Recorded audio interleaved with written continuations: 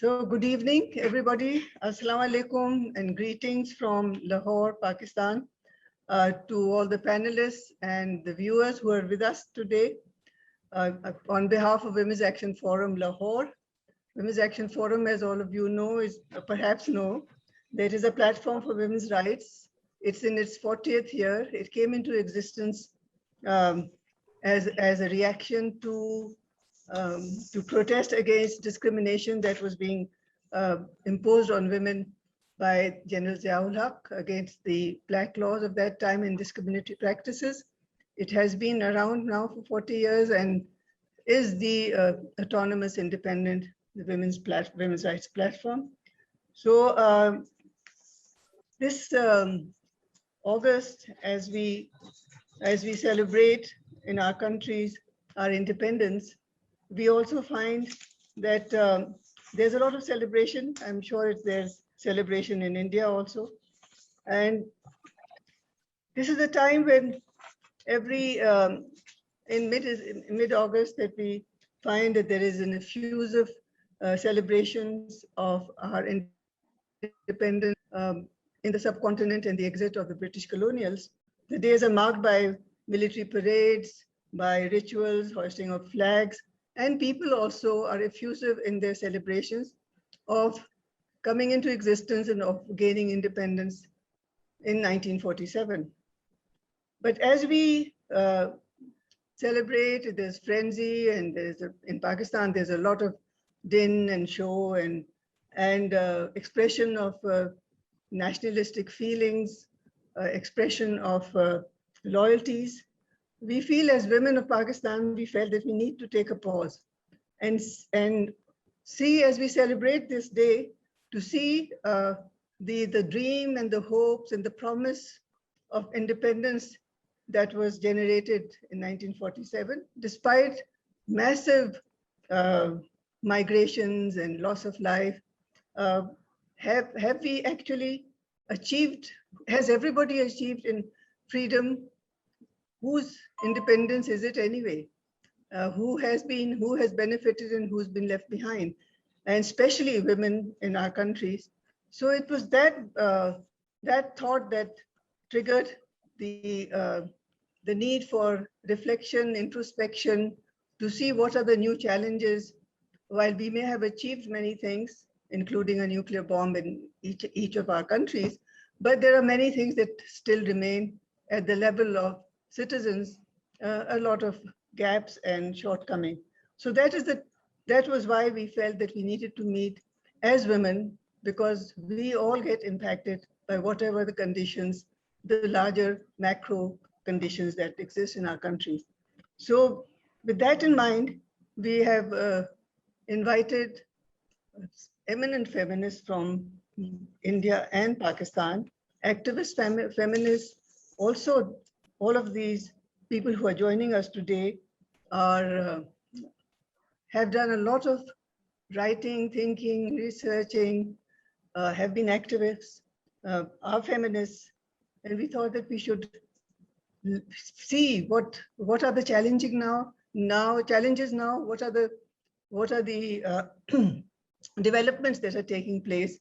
And although the subject is vast and each one of our panelists has much more knowledge than the 10 minutes that we are going to allocate to them, but we thought that we should get the markers, the new developments, the markers, the continuous developments that challenge women and impact on them.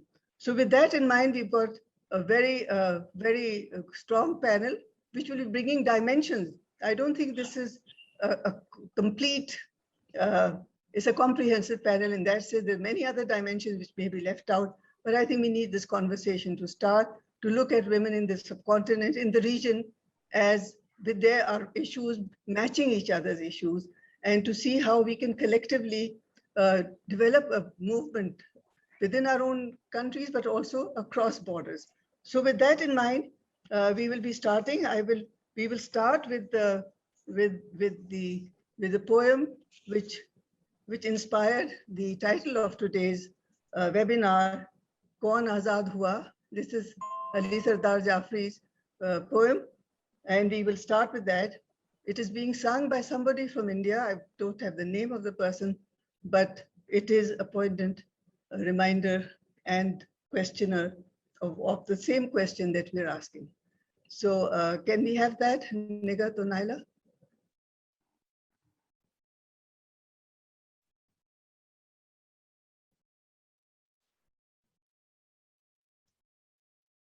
कौन आजाद हुआ किसके माथे से गुलामी की सियाही छूटी कौन आजाद हुआ किसके माथे से गुलामी की सियाही छूटी मेरे सीने में अभी दर्द है महकूमों का मादरे हिंद के चेहरे पे उदासी है वही कौन आजाद हुआ किसके माथे से गुलामी की सियाही छूटी कौन आजाद हुआ किसके माथे से गुलामी की सियाही छूटी खंजर आजाद है सीने में उतरने के लिए वर्दी आजाद है बेगुनाह पे सितम के लिए मौत आजाद है लाशों पे गुजरने के लिए कौन आजाद हुआ किसके माथे से गुलामी की सियाही छूटी कौन आजाद हुआ किसके माथे से गुलामी की सियाही छूटी काले बाजार में बदशक्ल चुड़ैलों की तरह कीमतें काली दुकानों में कड़ी रहती है हर खरीदार की जेबों को कतरने के लिए कौन आजाद हुआ किसके माथे से गुलामी की सियाही छूटी कौन आजाद हुआ किसके माथे से गुलामी की सियाही छूटी कारखानों में लगा रहता है सांस लेती हुई लाशों का हुजूम साथ में उनके खड़ी रहती है बेकारी भी अपने खूंखार दहन खोले हुए कौन आजाद हुआ किसके माथे से गुलामी की सियाही छूटी कौन आजाद हुआ किसके माथे से गुलामी की सियाही छूटी रोटियां चकले की कहवाए हैं जिनको सरमाए के दलालों ने नफाखोरी के झरोखों में सजा रखा है बालियां दान की गेहूं के सुनहरे गोशे मिस्र यूनान के मजबूर गुलामों की तरह अजनबी देश के बाजार में बिक जाते हैं कौन आजाद हुआ किसके माथे से गुलामी की सियाही छूटी कौन आजाद हुआ किसके माथे से गुलामी की सियाही छूटी मेरे सीने में अभी दर्द है महकूमों का मादरे हिंद के चेहरे पे उदासी है वही कौन आजाद हुआ किसके माथे से गुलामी की सियाही छूटी कौन आजाद हुआ किसके माथे से गुलामी की सियाही छूटी कौन आजाद हुआ किसके माथे से गुलामी की सियाही छूटी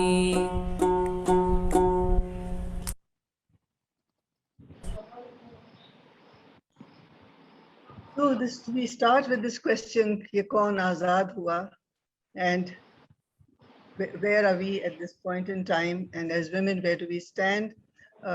We have, I would like to, before we take off now with our speakers, I just want to introduce myself. I'm Khawar Mumtaz, a member of Women's Action Forum, and I am moderating this session. I know a number of people who are already here. I would like to say a special hello to a number of them whom I haven't met for a long time. So great to have you present, and we hope that you also get inspired by this session and excited. A few house rules, ground rules. We know that everybody's got a lot to say, I'm sure, and everybody has deep sort of depth of experience and practice, that we are requesting our speakers to stay, to speak for about 10 minutes. But the idea is to get 3 to 5 very key points up for discussion later. And we will ask the participants if they have any questions to put them in the chat box, or questions, so that we can, in the question and answer session, we can take those up. I will also request people to mute themselves and ask to put on their videos when you're speaking. So here we start. We'll start with Dr. Can you please turn off your mute, your mic, whoever it is. So we start with Dr. Uma Chakravarti. Dr. Uma Chakravarti is a historian from India, a feminist academic, has written widely on minority issues, especially on Buddhism, on the history, rewriting history of women, looking at gender, caste, and labor. She's been a seminal writer looking at women's history, especially of those women who go unnoticed and unknown. Her recent works include edited collection called Untitled Thinking Gender, Doing Gender, Pedagogies, Histories, Cultural Practices, and a more recent one of 2017, Fault Lines of History, the India Papers 2. The biography, if I want to go, Dr. Chakravarti's, it will go on for a long time. I suggest you go to the website and find out all her work. She is also a filmmaker, already with 4 documentaries to her credit, and another 2 in the pipeline. And she has made of bringing to light the lives of unknown women, those overlooked by mainstream chroniclers. So today, Dr. Chakravarti will be broadly speaking about the long arc of history, minority rights, and citizenship issues from a feminist perspective. Our speakers from India and Pakistan are talking from within their context, but we do find that there are similarities between the developments in both our countries. So Dr. Chakravarti will be talking about minority rights and citizen issues. And we welcome you, Dr. Uma. Do come on, and I will just mute myself after this. Thank you. I'm Sabko Salam. I'm unfortunately the one to begin the whole flag off the session. Also, I sort of see myself as perhaps the oldest person over here. I was born 6 years before partition, so I actually watched the first Jhanda being parade, and so in a sense, I'm constrained by my own history to be someone who can only look at the long arc. And today I'm going to sort of try and look at the past from the vantage point of today and where we are. I will not specifically sometimes be speaking about women, but they are punctuating everything that I say at this point of time. So I want to just begin with the moment of partition. And did history have to go the way it did? I'm a historian, so history is something that kind of runs in everything that I think or say. And I want to recall, I know I have a very small amount of time, but I don't want human beings to disappear from this history of trying to look at the broad brushstrokes of what happened to us.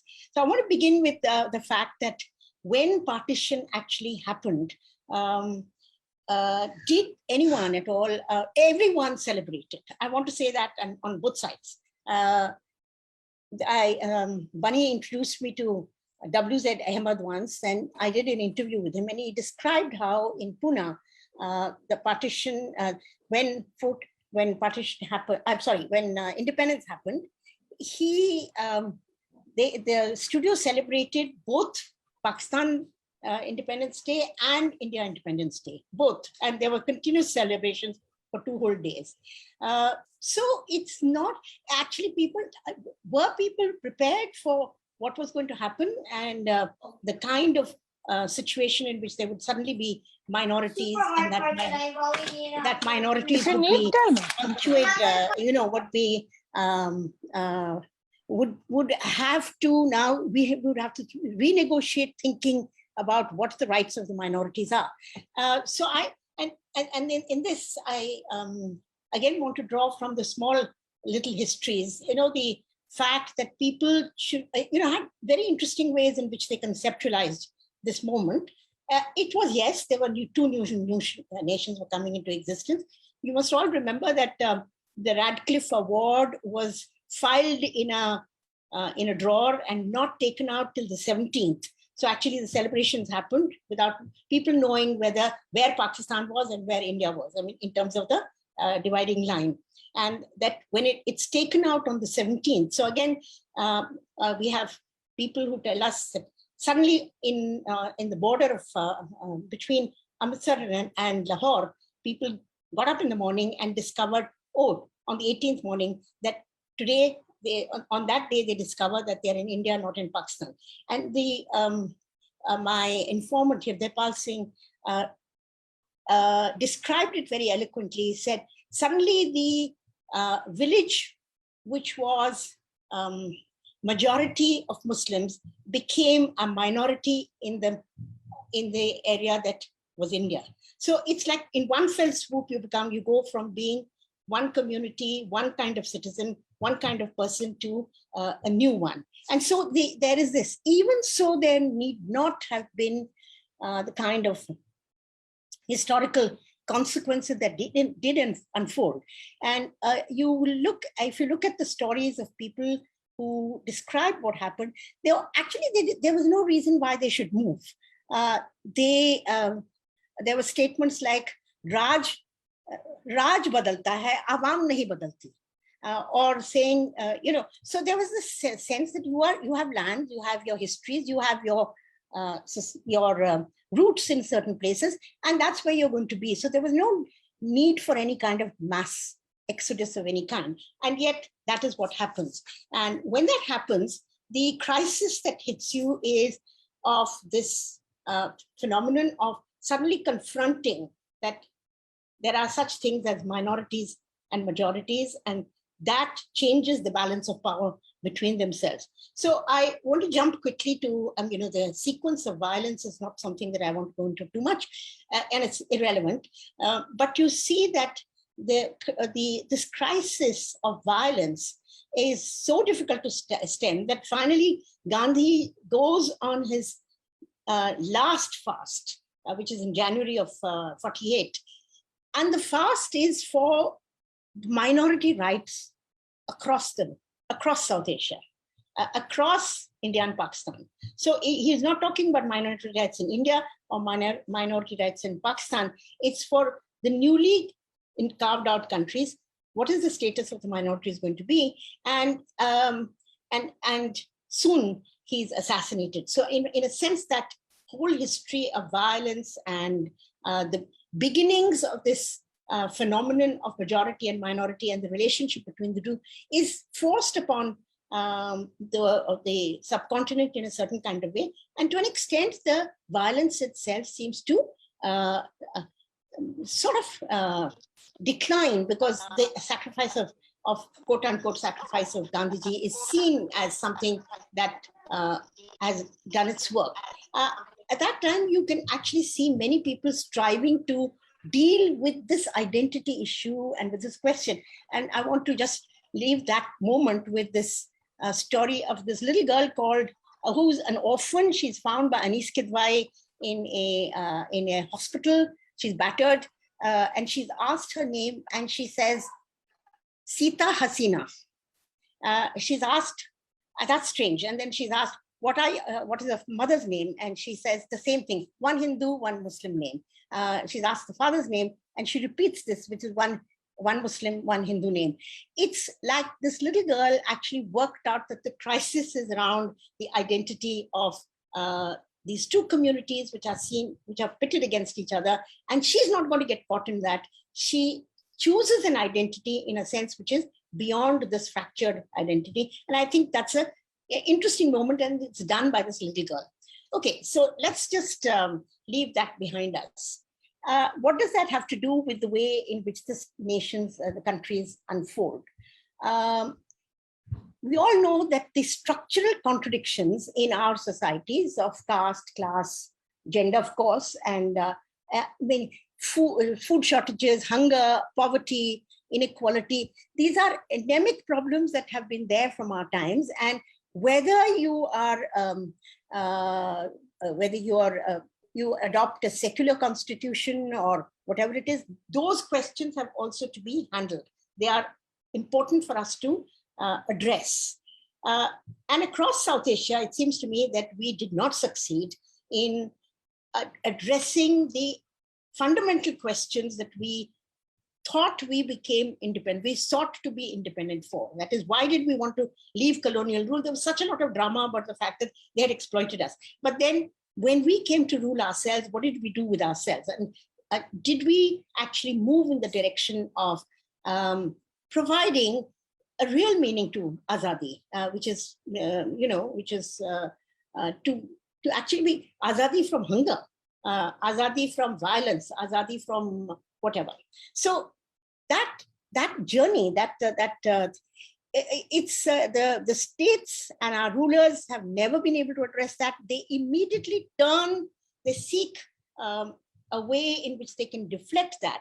And classically, when you are in the crisis of the legitimacy of the state, you turn authoritarian. And we did. And I think we did that in both India and Pakistan. You turn in the direction of a sort of a fascist formation, and we did that certainly in the time of emergency. The only thing was, at that stage, it was a secular fascism. Soon we were to find that we would be pushed into another, a different kind of a majoritarian regime. So so we are confronted by these questions. We don't know how to handle it, and we deflect them. So you actually turn the horizontal crisis into a vertical crisis, and that is how those who govern us seek to buy time for themselves for carrying on, and they need these targets. Now, a second moment comes, and that comes in the 1990s. At this stage, the crisis is turned into a vertical one. It becomes something which is the majorities are to consolidate themselves. And so you find that resolving that relationship between minorities and the new nations is not actually ever satisfactorily addressed or put into place in a way in which we could say, okay, we know how to deal with this question. We can proceed with the more fundamental questions. And so that leads us to that moment. Now, I still won't want to, so this who minorities, what's their relationship to the majorities? What is the relationship of both to the new constitutional formation that we have created? How do we deal with the relationship, and how do we deal with questions of citizenship rights in a way that is satisfactory? We did resolve it. For a while, we thought that we had a secular formation and we were able to resolve it, but you could see that there were loose ends. And as I said, in the second turn to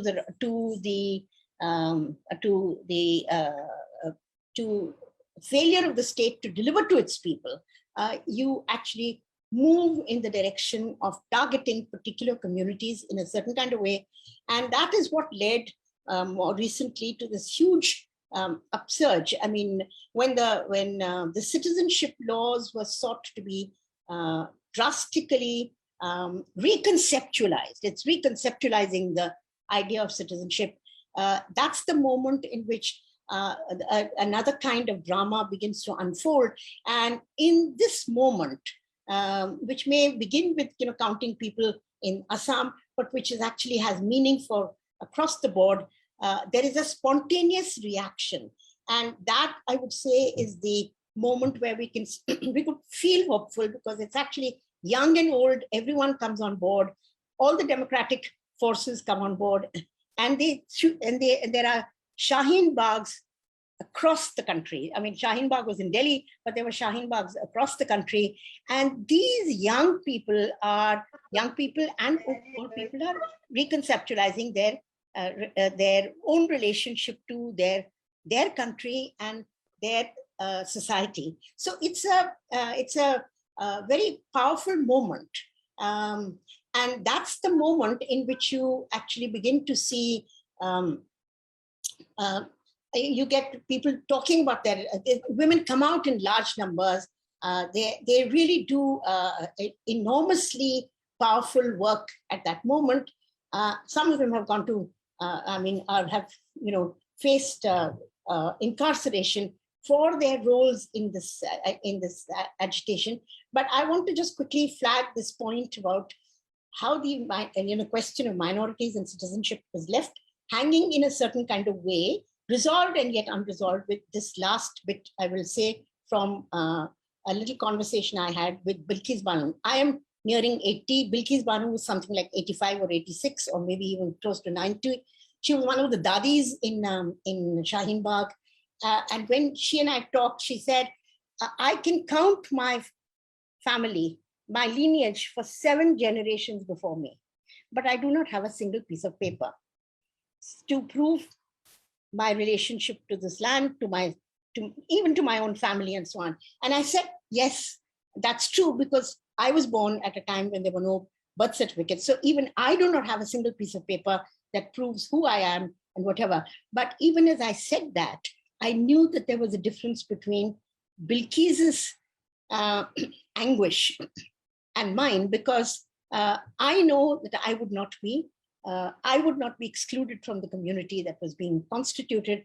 I was born a Hindu, and so in a Hindu household, so that makes me something that puts me in another category. And that othering that was done that moment, that is, we share the same history, but we are actually to be seen distinctively and separately and antagonistically, is a realization that however much I would try to, I will of course reimagine the world. And I think that moment of the citizens, and I'll just close quickly with the fact that what is it that happens at that point of time? There's this explosion. And in fact, it's a very South Asian reality that comes into being. You know that across the country, the anthem of the Shaheen Baghs became Hum Dekhenge.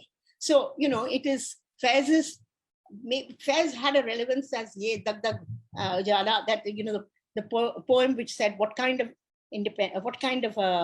Azadi is this, to this point where Hum Dekhenge, which is a story of resistance, as written and as sung by Iqbal Bano, suddenly becomes the theme song of the entire agitation, as it has the constitution in one hand and claims constitutional equality under it.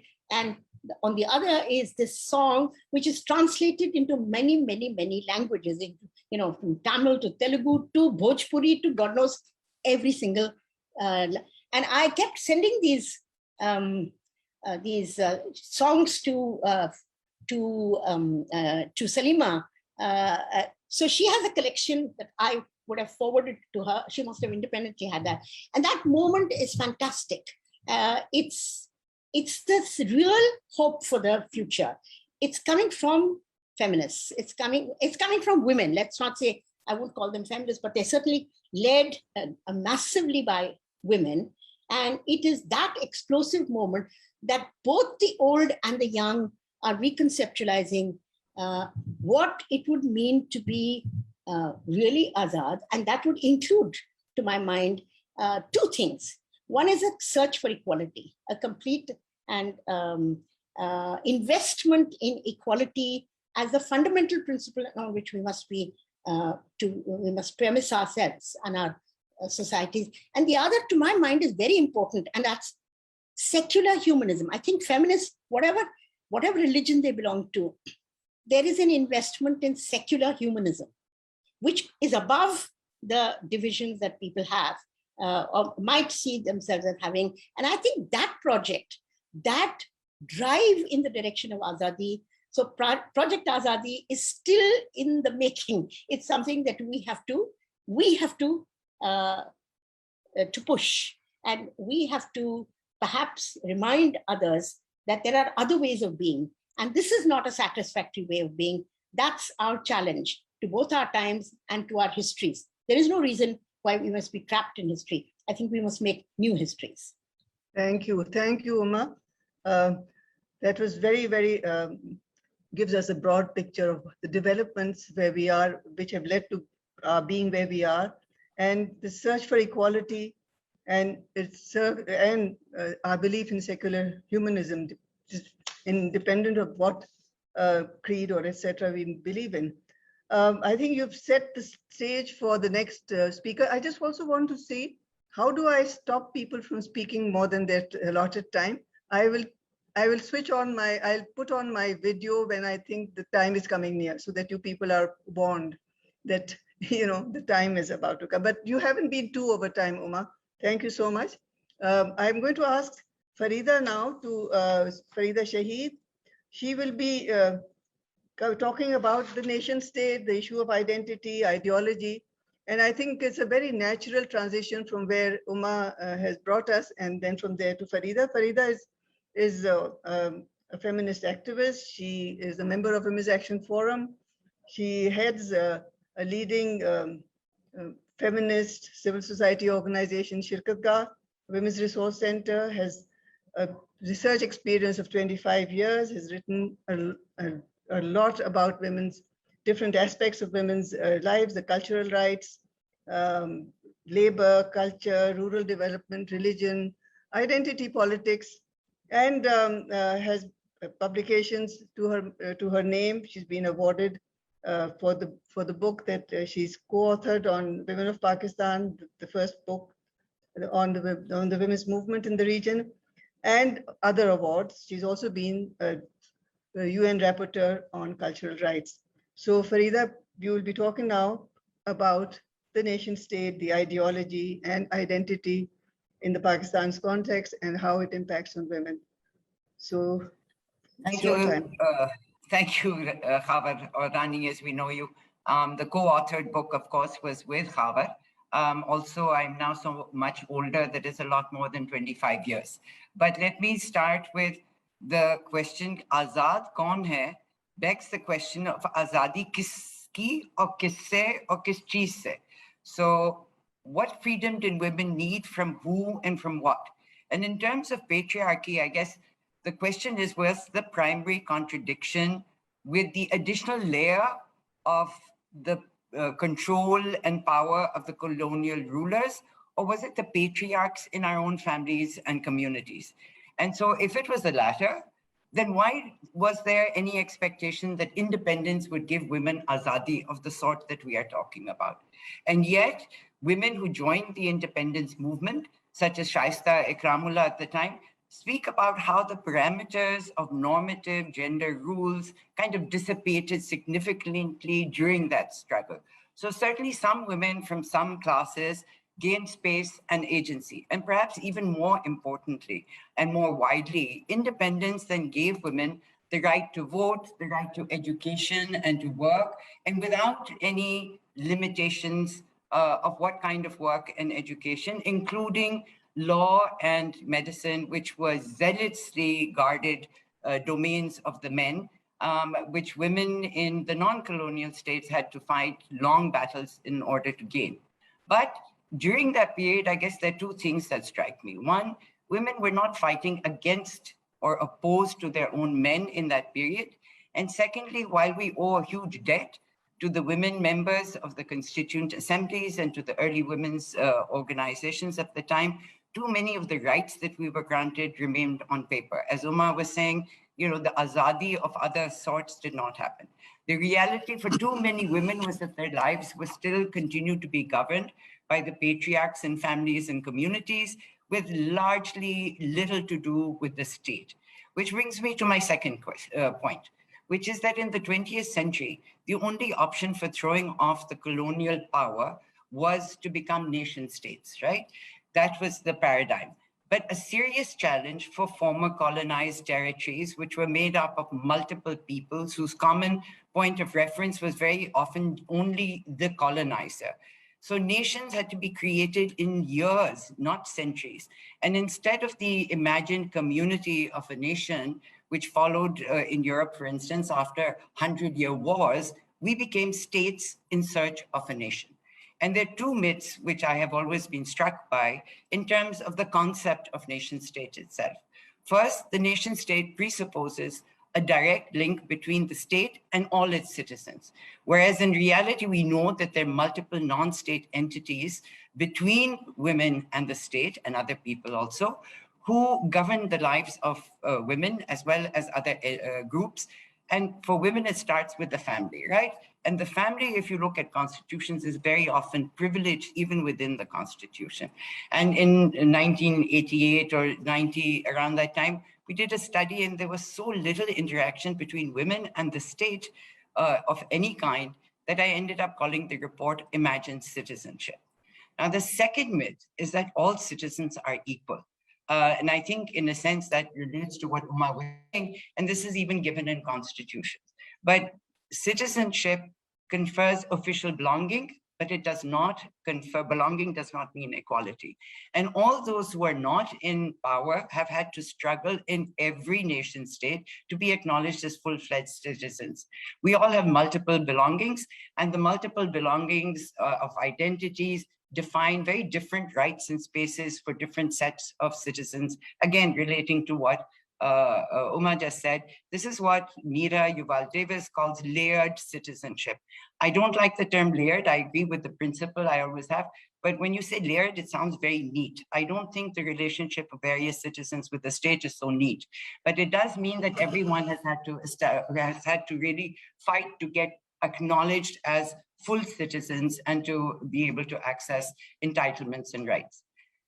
So thirdly, while all states function with some kind of ideological framework, in Pakistan, the ideology of Pakistan is an integral part and always has been of the political and educational discourse and narrative, and that frequently elides into or is replaced by self-serving Islamic ideology.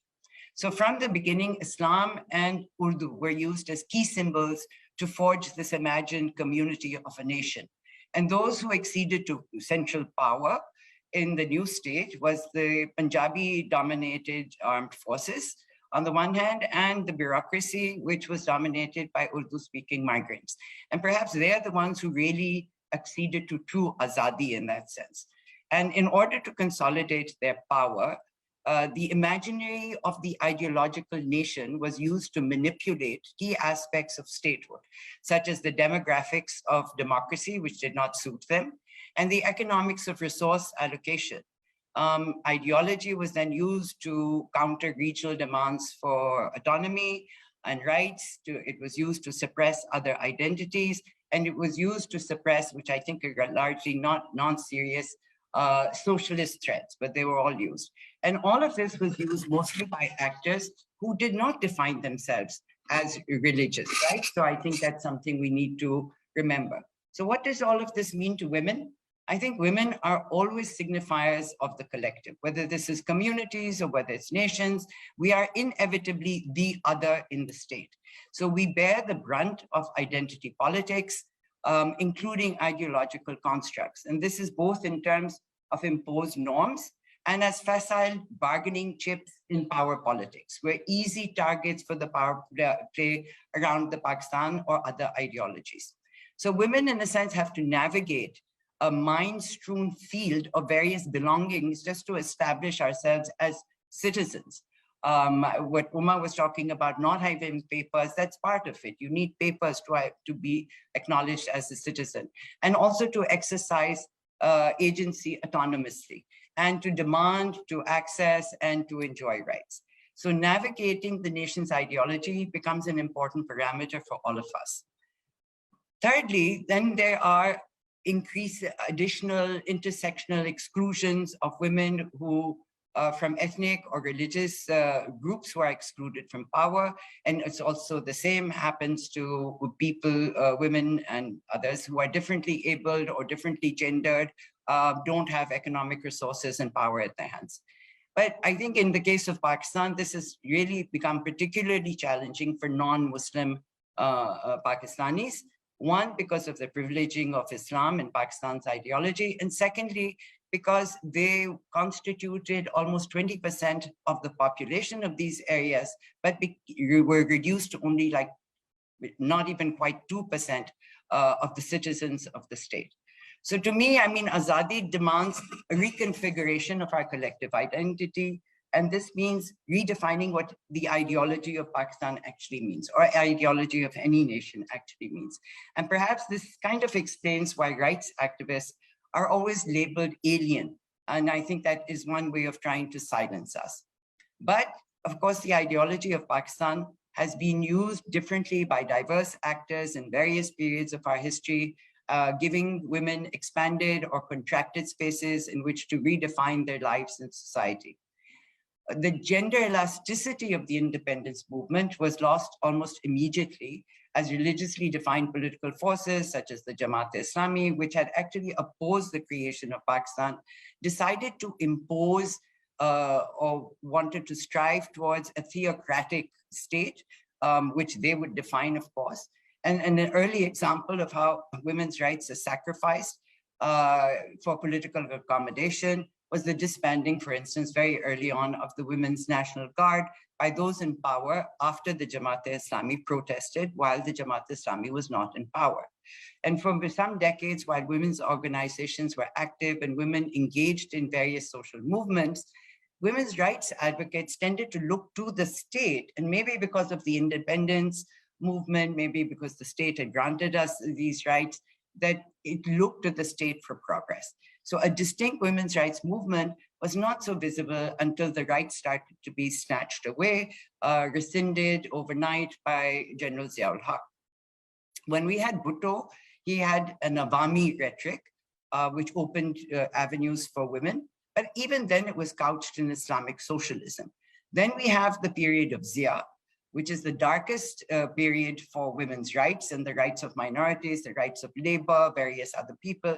But it's also, ironically, the period of the most celebrated women's rights movement in the country, led by Women's Action Forum.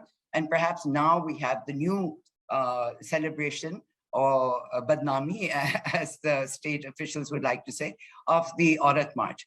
So then we have, after that, just this strange period of start and stop and mixed bag of political dispensations of rights being given and then reversals. So there's a whole bunch of mixed things happening.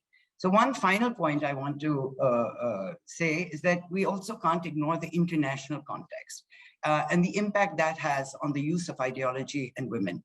Following Bangladesh, and to my Bangladeshi friends, I apologize, I'm not getting into that. Pakistan needed money, it turned to Saudi Arabia for financial assistance, just as the petrodollars became ascendant. So you have the Islamic Summit, you have also a lot of migrant workers going to the Middle East, reinforcing the so-called Islamic referencing in a very particular way. Then we have Zia's period, in which Zia was first outcast by the Commonwealth for being a dictator and a military ruler. And then he suddenly became the darling of the West, thanks to the USA, USSR proxy war in Afghanistan, for which we became the cat's paw. So just one example of differences that is very, to me, visual, is that Bhutto promoted Awami dress, and women and men wore identical dresses of shalwar kurta.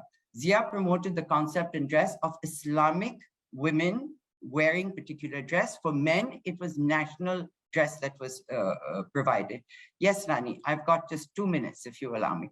Finally, I think Zia shifted not just the state, but also its laws, but he shifted the whole societal reference point to such an extent that it's not just the state that is coercing women today, it's your neighbors, it's your friends, it's your family, it's the whole society. So today we continue to battle on multiple fronts, and at every women's demonstration and march, we continue to demand azadi, meri behne mange, meri betiyan mange, and also mazdoor mange. Everybody is asking for azadi, but we're negotiating with state and society different kinds of oppression. And I think with a state that increasingly refuses to take any actions to protect us from those who are trying to attack us. Not only is the state not helpful in its actions, so azadi kiski hai, kisse hai, still remains. And as Uma said, we need to continue this fight. One last point I want to make is that when I look across the border, the question to me is that despite the very different trajectories we've had, the disruptions or continuity of democratic processes, I see very similar patterns. So across the border also you get the violent acts against women, the femicides, you get a saffronization of state and society, you're getting a silencing of voices of journalists and activists, etc.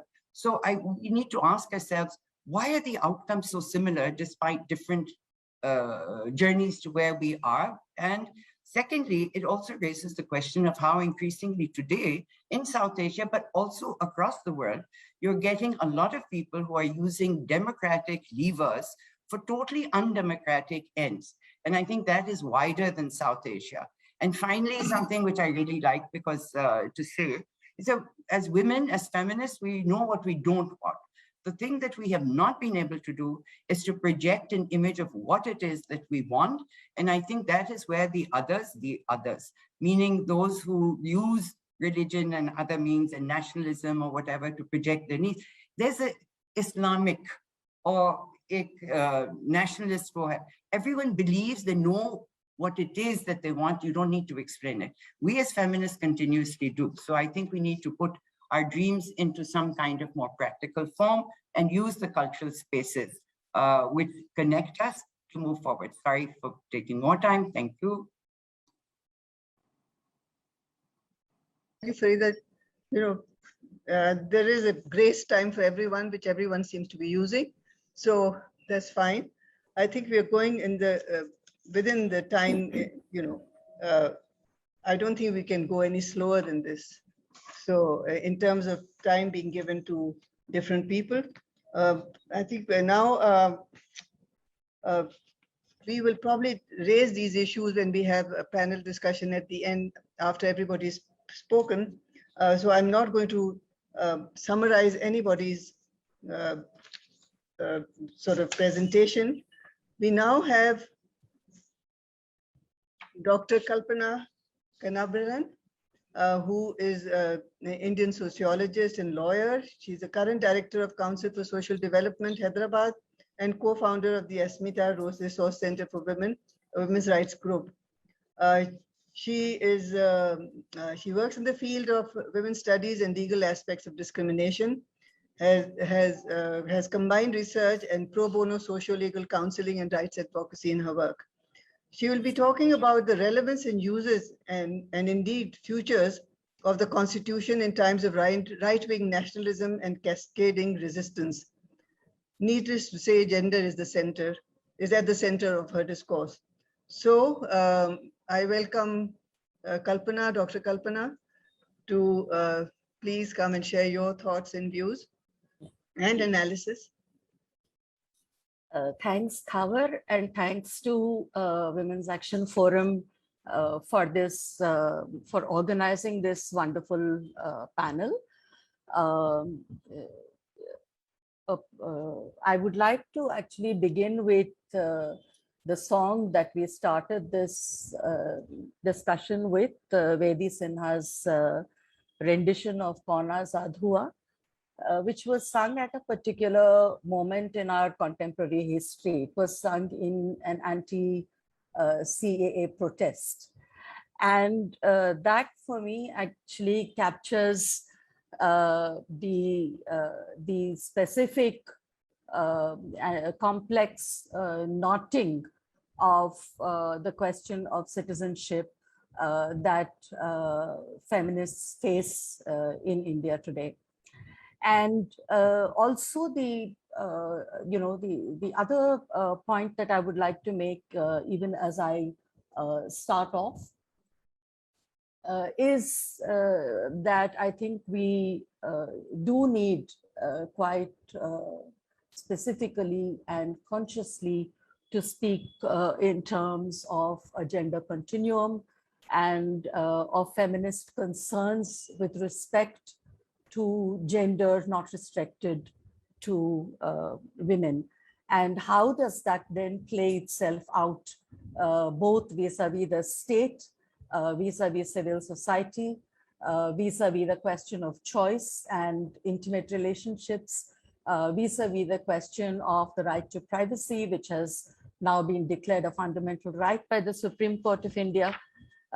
There are a series of challenges before us. I won't go back into the historical, the history of negotiating citizenship in India, because Uma has dealt with that in fair detail. But I will simply flag one moment constantly in the context of the Anti-Citizenship Amendment Act protests and in the context of the unregulated, totally unjust, unlawful use of the UAPA against dissenting citizens. We have ourselves, gone on a rebound to 1975 and the declaration of emergency, and tried to make or trace the connections and disjunctures between the moment that we face in India today and what 1975 represented to us as citizens and to the state and to the judiciary. There are, of course, stark differences. We don't have a declaration of emergency, which means that this moment that we find ourselves in can't just be lifted unless unless we go through an entire political process, a collective political process that interrogates the very foundations of right-wing nationalism in India.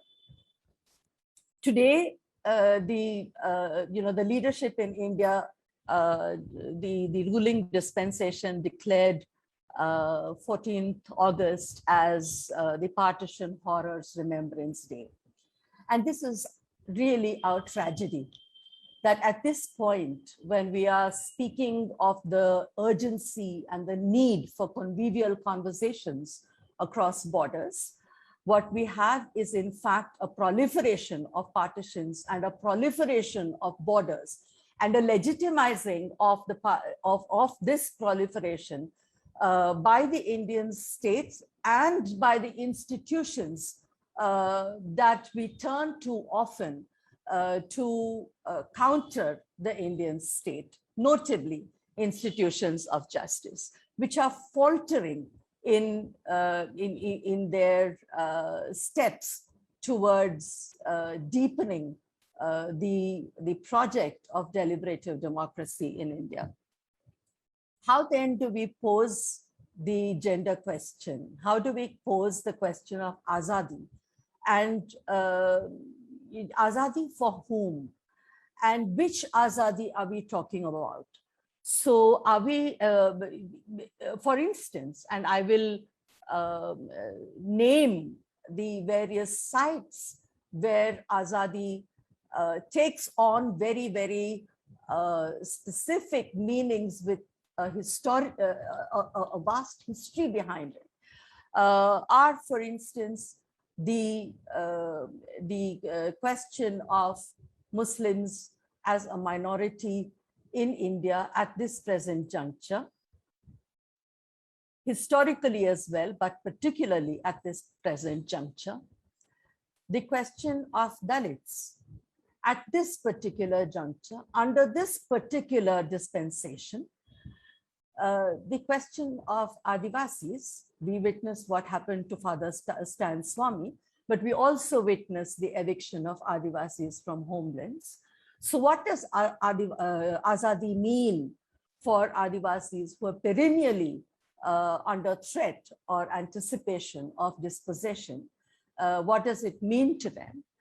And for Kashmir, what does Azadi mean if we have Kashmir in front of us? And how would we imagine Azadi differently if we thought about justice for Kashmir?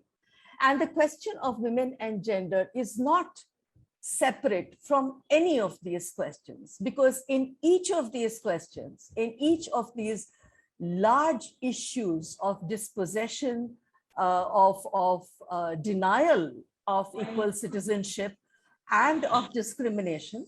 Okay, listen, I need a few hours of work. Women have been right at the center. They've been at the center of debate. They've been at the center of resistance, and they have been at the center of aggressive and arbitrary state action. So we see this with women who've been arrested. We see this with the nanis and dadis of Shaheen Bagh and elsewhere. We see this with the women of Kashmir. We see this also in the Northeast, particularly in the context of the CAA and the NRC, the National Register of Citizens. And the question of Kaun Azad Hua is really a question of survival. It is a question of life and death, not only for those that are evidently targeted and dispossessed, but for every one of us who sees this targeting, who doesn't identify with it, and who sees the project of citizenship as quite apart from what is opening out in front of us. And it's not, there isn't a reason for us to think about whether or not we have a pathway to travel through. I think we do have, a history of rather stunning articulations of freedom, a history of a rather stunning involvement in constitution making. We have the figure of Dr. Ambedkar. We also have the figure of several other intellectuals who contributed to the building of a constitutional sensibility. The problem, of course, has been that for close to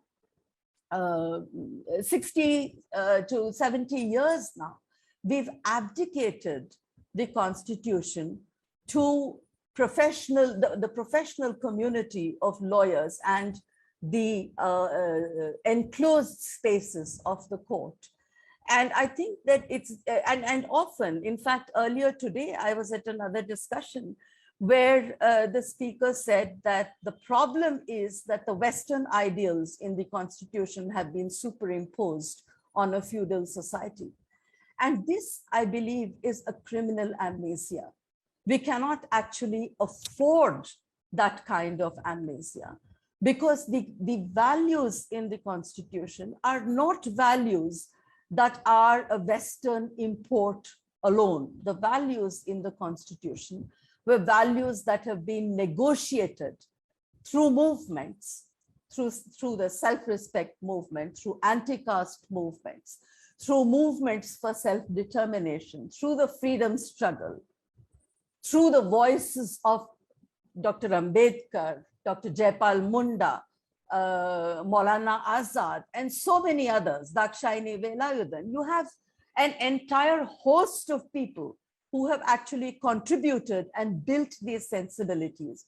How might we then, in the singing of the Constitution today, for instance, when we see Amir Aziz performing, or we see Vedi Sinha performing, or we see Chandrasekhar Azad reciting the preamble on the steps of the Jama Masjid, are we then, or we see the performance of Faiz in the context of the anti-CAA protests, importantly by women who are out in the largest numbers in this resistance. In the farmers' resistance and in Kashmir, you have the performance of the Bella Ciao. What does this then tell us about how we can revisit our understanding of the Constitution as something that can form the basis of a popular discourse that regalvanizes us in the context of an aggressive, violent nationalism that condemns everything from dissent to choice, to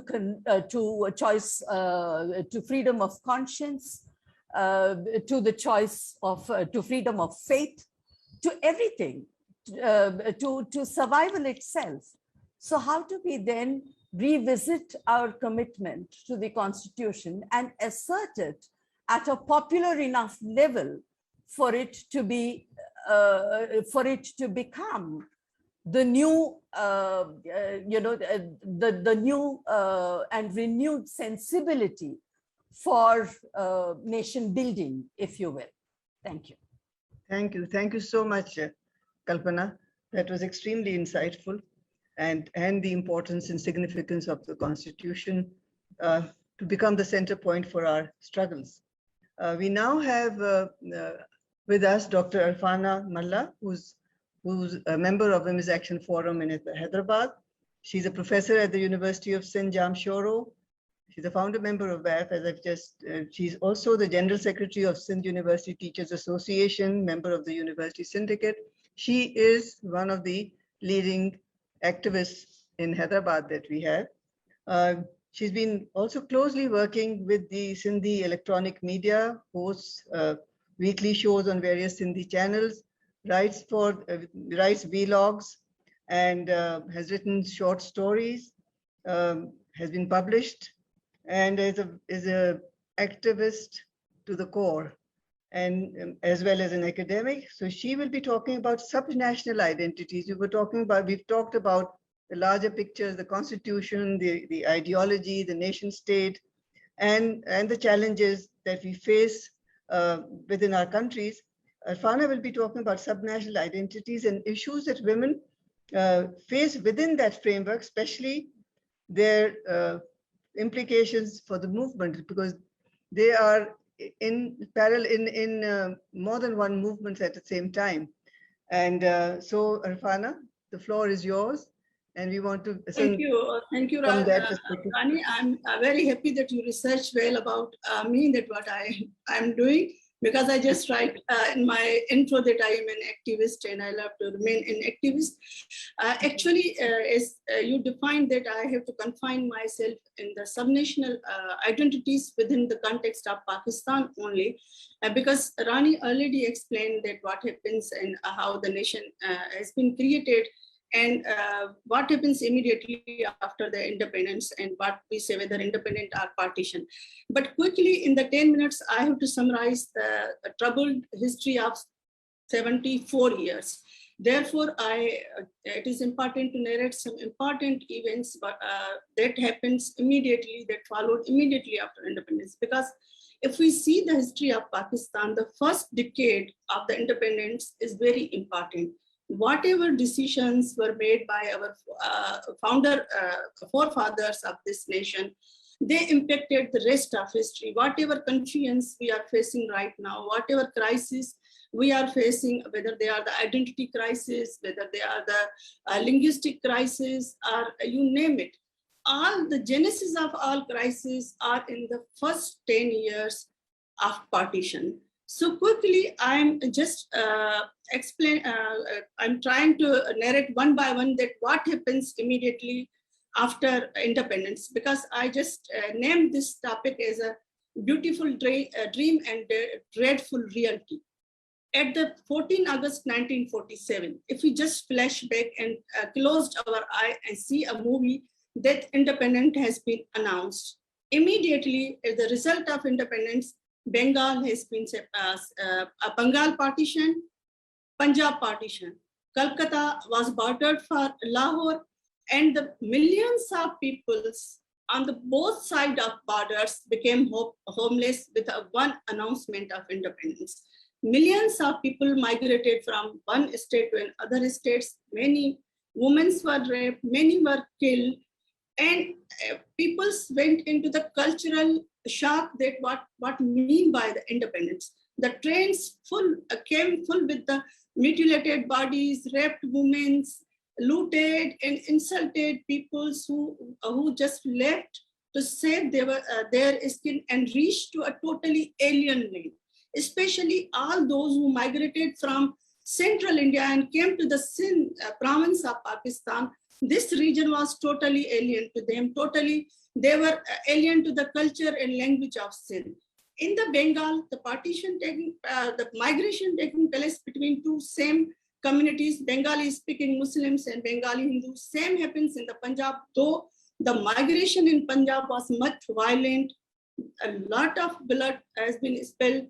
But in the central and the peoples who migrated, especially from the central India and came to the Sindh, they were totally in a shock that what they dreamed about a country and what they got in the result of independence. They were looted, women were raped. And when they reached to another part of the country, what happens there?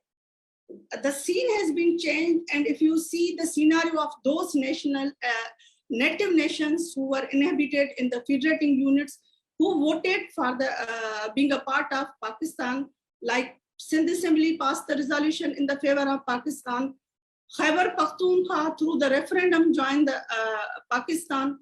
Punjab already consented to join the Pakistan. Bengal joined the Pakistan. These are native historical nations who consented to be part of Pakistan. They have an idea that in the independent country they would live as they like. But what happens immediately as the Pakistan has been announced, 2 or 3 announcements were made by the Governor General of Pakistan within within a time of 1 month. For example, as soon as Pakistan has been, independence has been announced on 22nd August, the elected government of Khyber Pakhtunkhwa has been dismissed.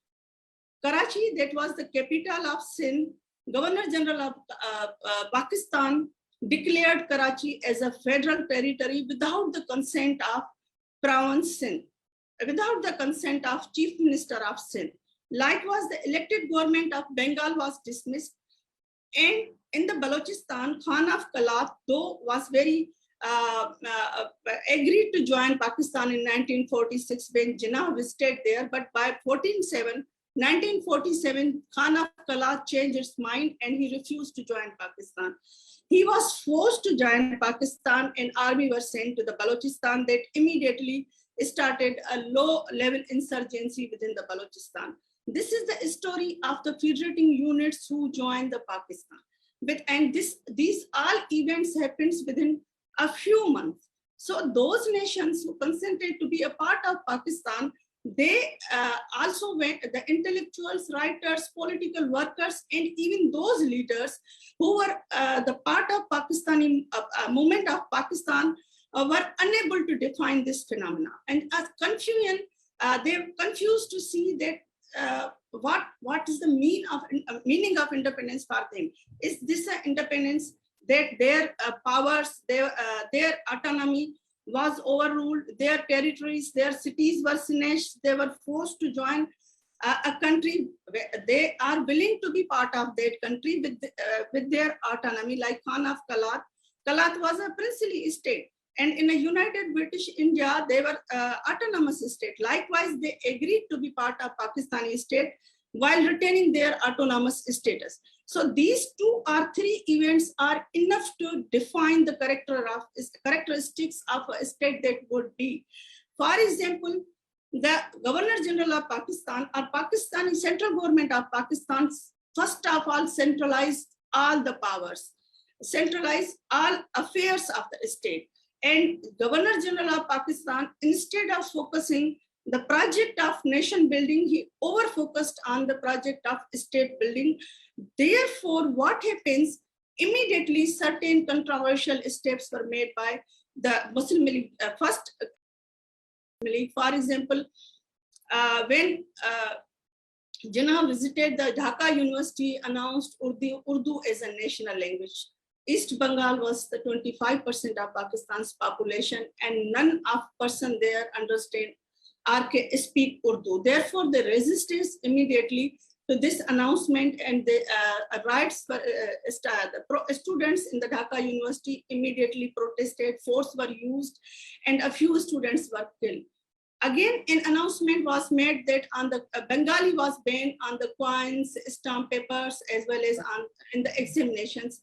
Likewise, Sindhi was the national language of Sindh, and Sindhi was banned in Karachi because Karachi was the part of capital. Sorry, Arfana, I don't want to disturb you, but if you could come to that very interesting part that you have talked about earlier. Actually, without understanding the initial discontent, without understanding the initial controversies, because these are the root cause of subnational identities. How and why these identities has been created? What are the root cause? Because these were the peoples who willingly joined the Pakistan. They own the Pakistani state. Then why state haven't owned their identities, their cultures, their language, their historical and cultural identities? This is the confusion. This is the root cause of whatever we name it, the subnational tendencies within the Pakistan. Because when we are demanding the Aurat Mange Azadi, Poryat Mange Azadi, so we also see the slogan Sindhi Mange Azadi, Baloch Mange Azadi, and Pakhtun Mange. So why these all nations and subnationalities or nationalities are unhappy with this state? Are they have certain feelings that state haven't done justice with them? So what are those immediate steps that bring these, brought these feelings inside their hearts? So three things that we can summarize this whole history of subnationalities into the 3 points. First of all, state denied their historical, cultural, linguistic identities. State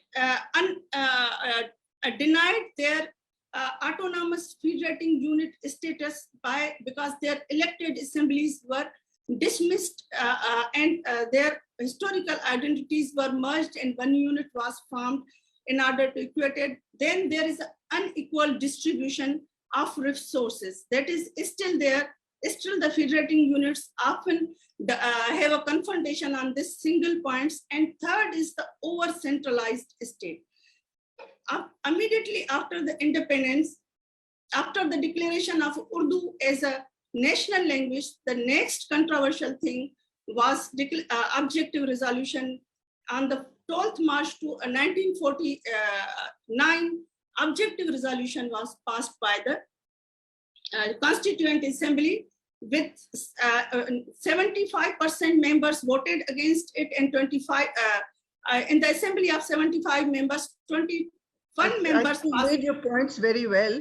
Maybe we don't go into the details of everything, but the point actually, I want to cover, the thing is that if we are not looking at the objective resolution, because objective resolution was the beginning of and it declared Islam as a state religion. Now, when the Islam became the primary identity of a state, Islam became the primary identity of the nationalities inhabiting in these historical, cultural, in the federating units of Pakistan. In the name of Islam, actually, their identity. Right, I think what you're talking about is absolutely right. I think we need a separate session where we want to go into details on this. You made your point on. The point is that due to these steps of state, the various nationalities who were inhabiting these federating units resisted.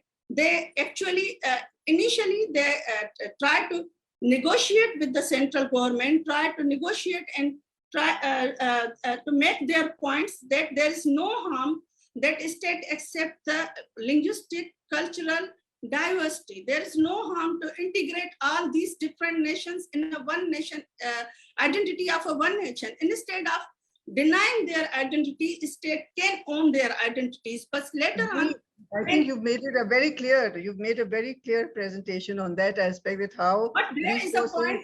Finally, what happens? Actually, the consequences of these struggle between linguistic identities of central state identity and the subnational identities, the women's agency has been divided and exploited.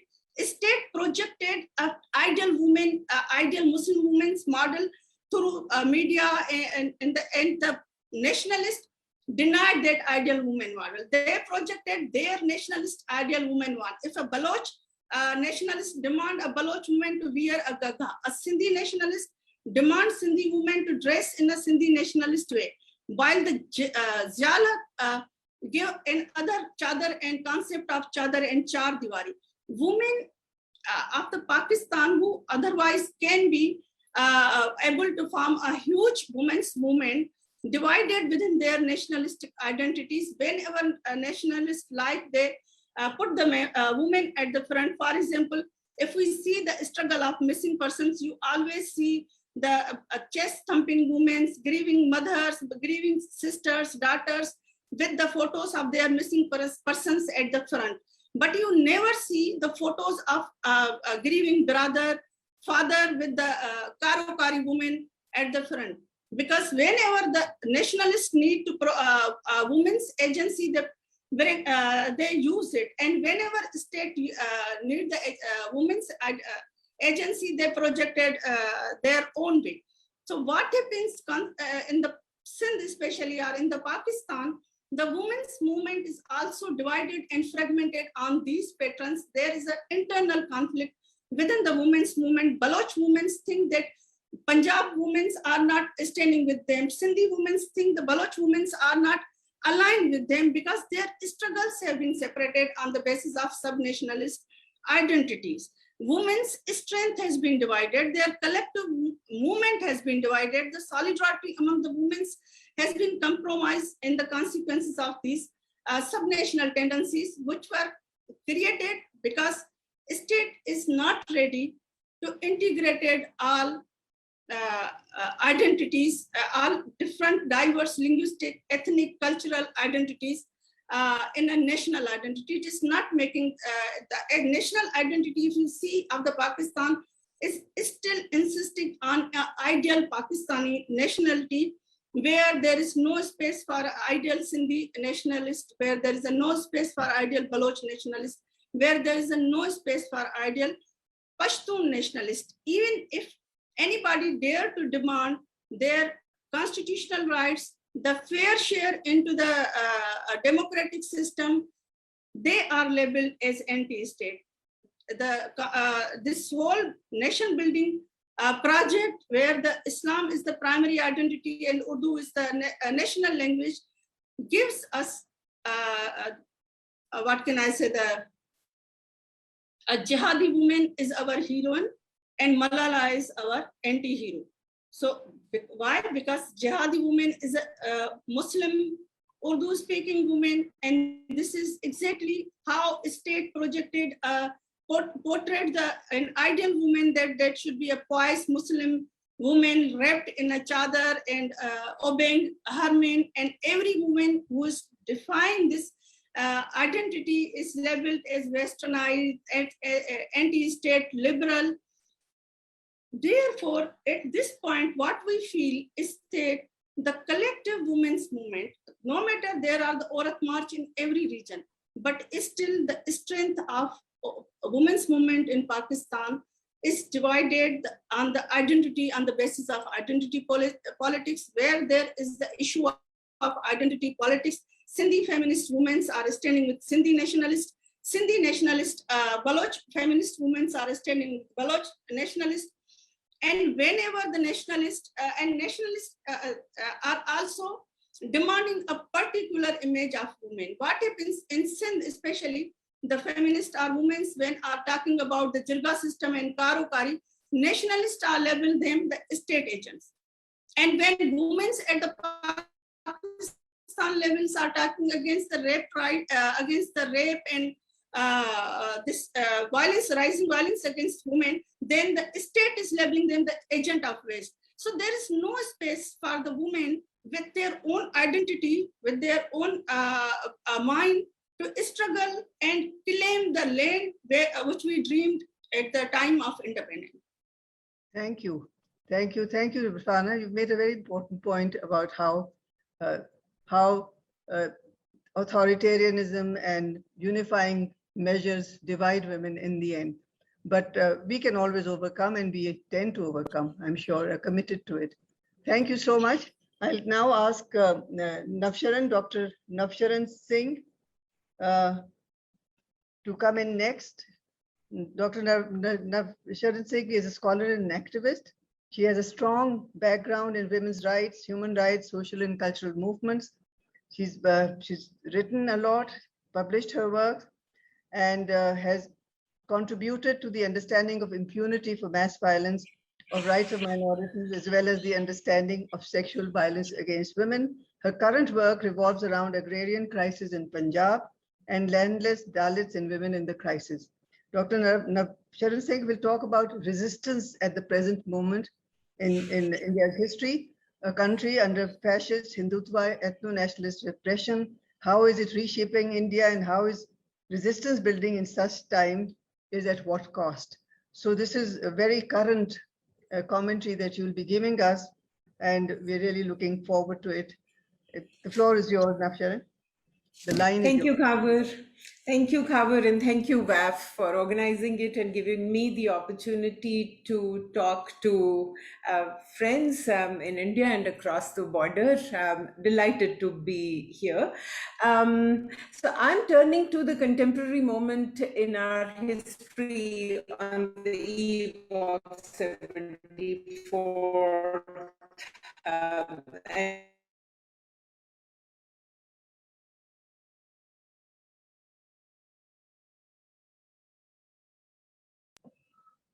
The line is, I think we've lost Navsharan. I think we have lost her. So you maybe you could turn to another panelist, and we'll have her back once she's online. Okay. Can I invite Neelam? Neelam, can I invite you now? Because you're also going to be talking about resistance.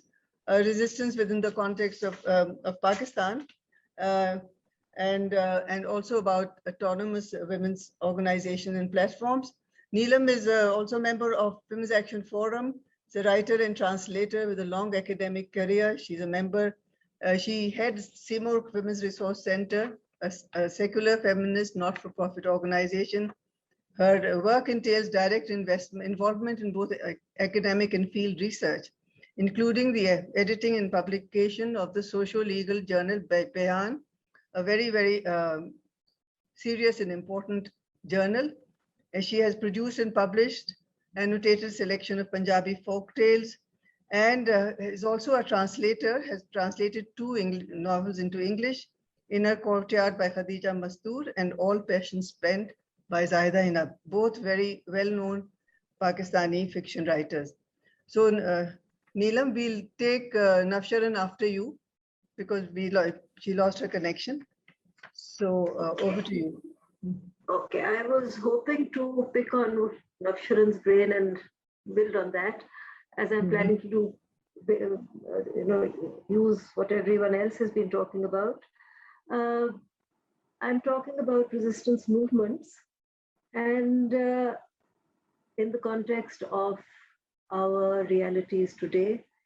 And as I understand it, the seeds of resistance are endemic to the artificial divisions and exclusions on which the nation state is based, any modern nation state.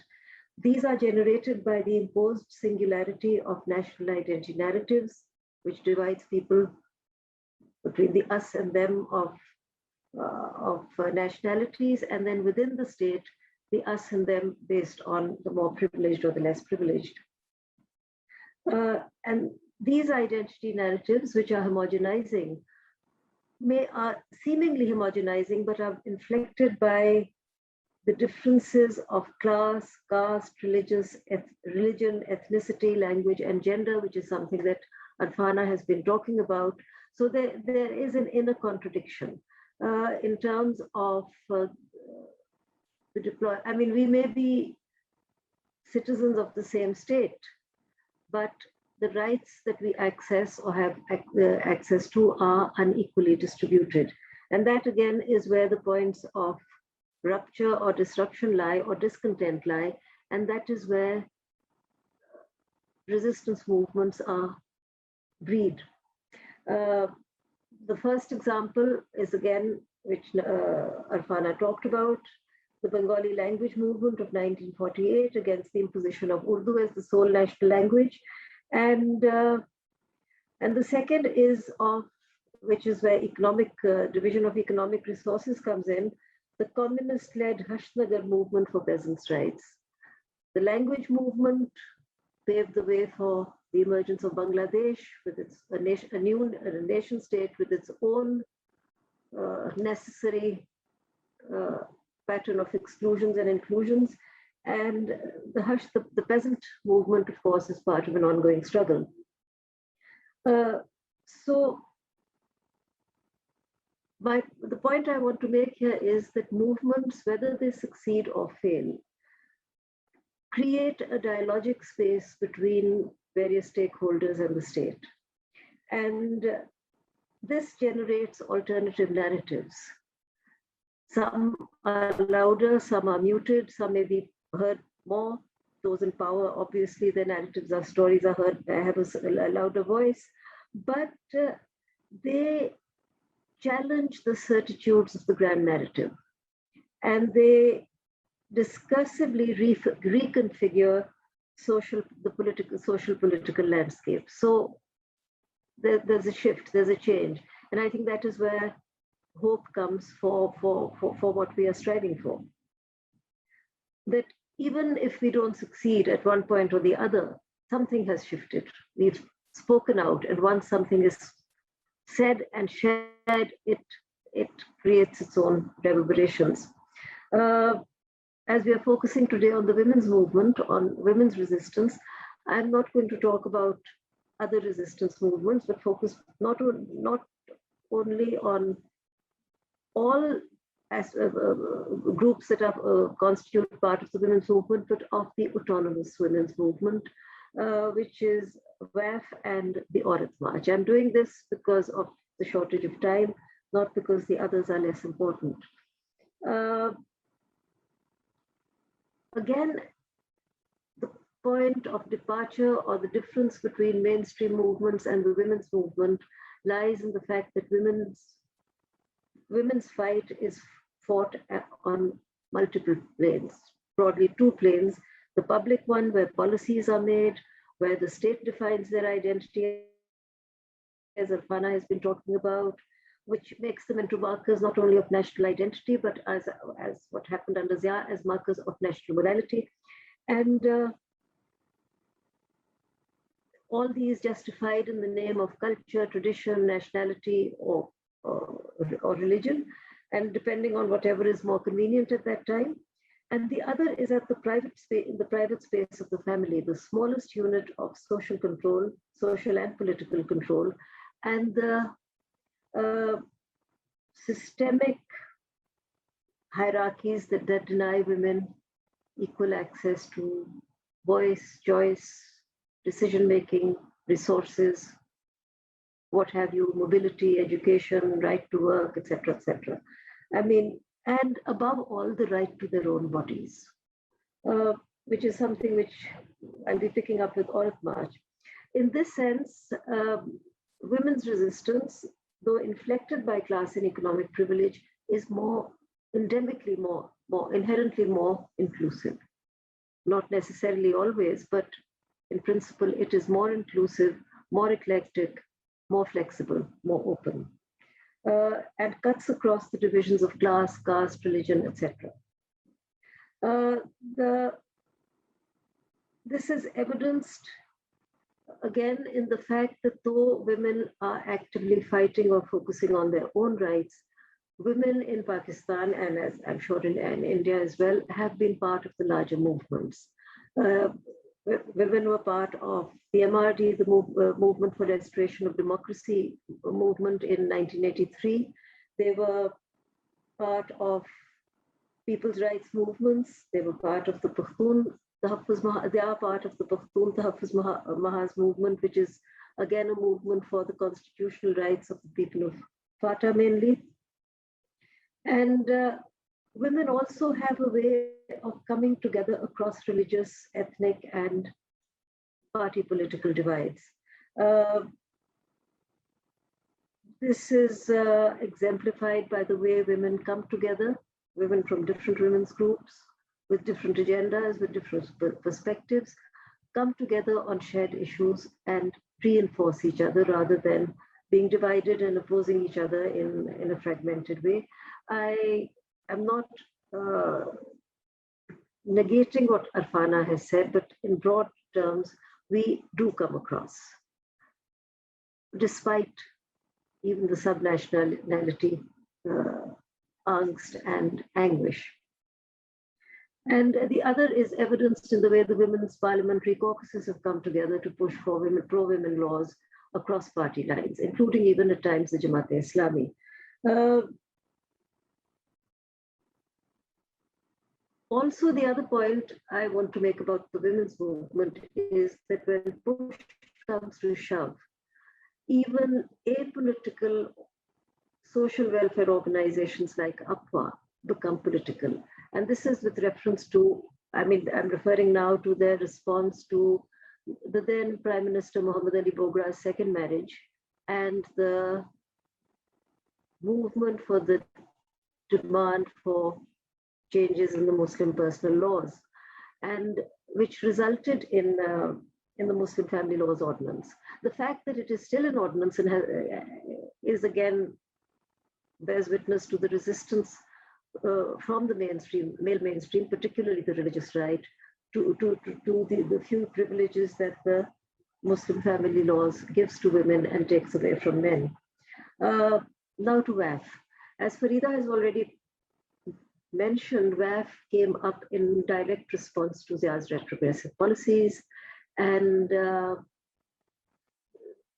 to his political use of Islam to propagate his own agenda.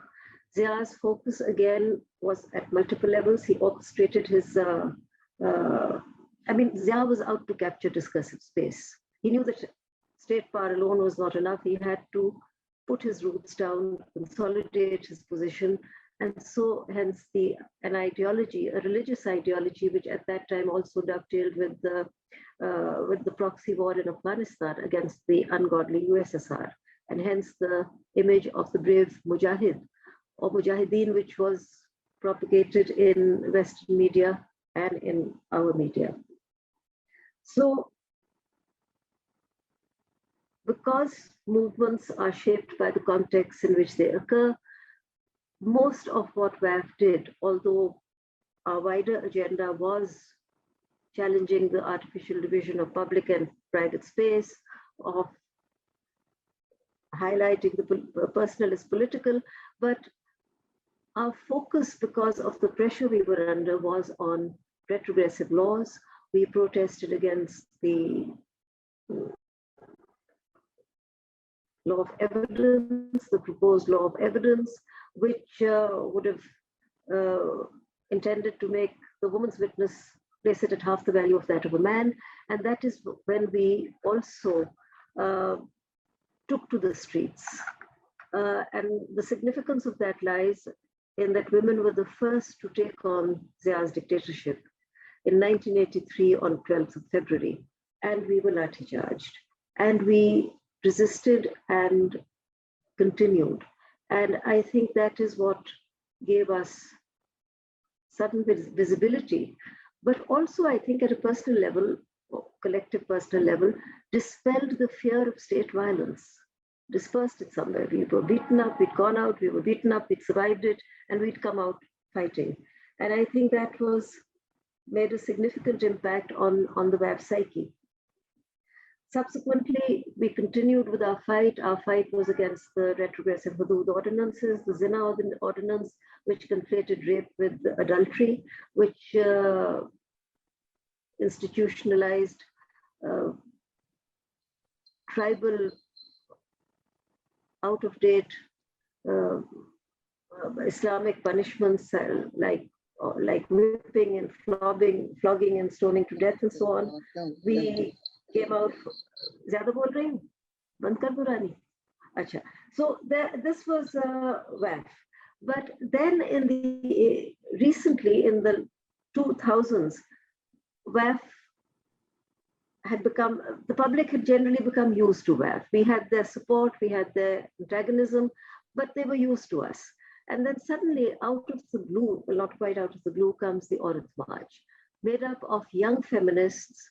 And what they did was to take the personal and foreground it as the political in public spaces. They took the cities by storm because they were numerically impressive, they were sassy, they were cheeky, they were irreverent, their slogans were provocative, and the backlash was immense. The reason for this being that they took the fight from the public domain straight and located the issues that WAF had been picking up, and they took them straight into the heart of the family and located it there. And by so doing, they threatened authorities' threshold, challenged stereotypes. And I just cite 2 or 3 slogans, Rani agar time hai. A, which has created howls of protest and was hugely misunderstood, was Mera Jism Meri Marzi, which translated in English means my body, my right. It was, I think the shock lay in, or the outrage was on the woman claiming a right to her own body. As one member said, "To kya kahu, mera jism aapki marzi." I mean, what's your objection? But it elicited a vicious backlash. The other was, again, very light-hearted, funny slogans. Mujhe kya pata tumhara mauza kidhar hai? How do I know where your socks are? Or warm up your own food. But again, the slogans were light-hearted, but they spotlighted the heart of the problem, the division of labor, the stereotypes, the gendered inequities and inequalities. And this is where we are at. And I think this is where we need to build. We need to not be celebratory in the impact our young women are making, but also perhaps self-critical, self-interrogatory, because that, I think, is what we need in order to build on where we have come today and carry on. I think I'll stop here. I've seen Navsharan is back. Sorry, Rani, if I've taken up too much time. Thank you, Neelam. Navsharan, I'll invite you now. Please unmute yourself. Thanks, Rani, and I'm sorry about the internet fiasco, but let's see if it works. And I'll come straight to the point. As I said, that I'm talking about the contemporary moment in our history, which is dominated by a rise to dominance of Hindu nationalism, which is authoritarian to the core. And people are living a nightmare of brutal fascist Hindutva ethno-nationalist repression, where dissent faces the heavy hand of the state. The recent death in custody of 80-year-old Adivasi activist Father Stan Swami speaks only to these state of affairs. Many argue, and it's been said in India, that what's new in this? There's a long history and deep roots of communalism and authoritarianism in the country. But let me underline that this does not mean that there is nothing new about this moment. This feels like a shock, and for good reasons. The rise of reactionary right-wing discourse in politics, the shifting of democratic space, escalating caste and gender oppression, manipulated justice, intense hatred for Muslims, lynchings, criminalization of love and interfaith marriage to be punished with violence, and even terror laws and denial of citizenship rights are not old in the same way.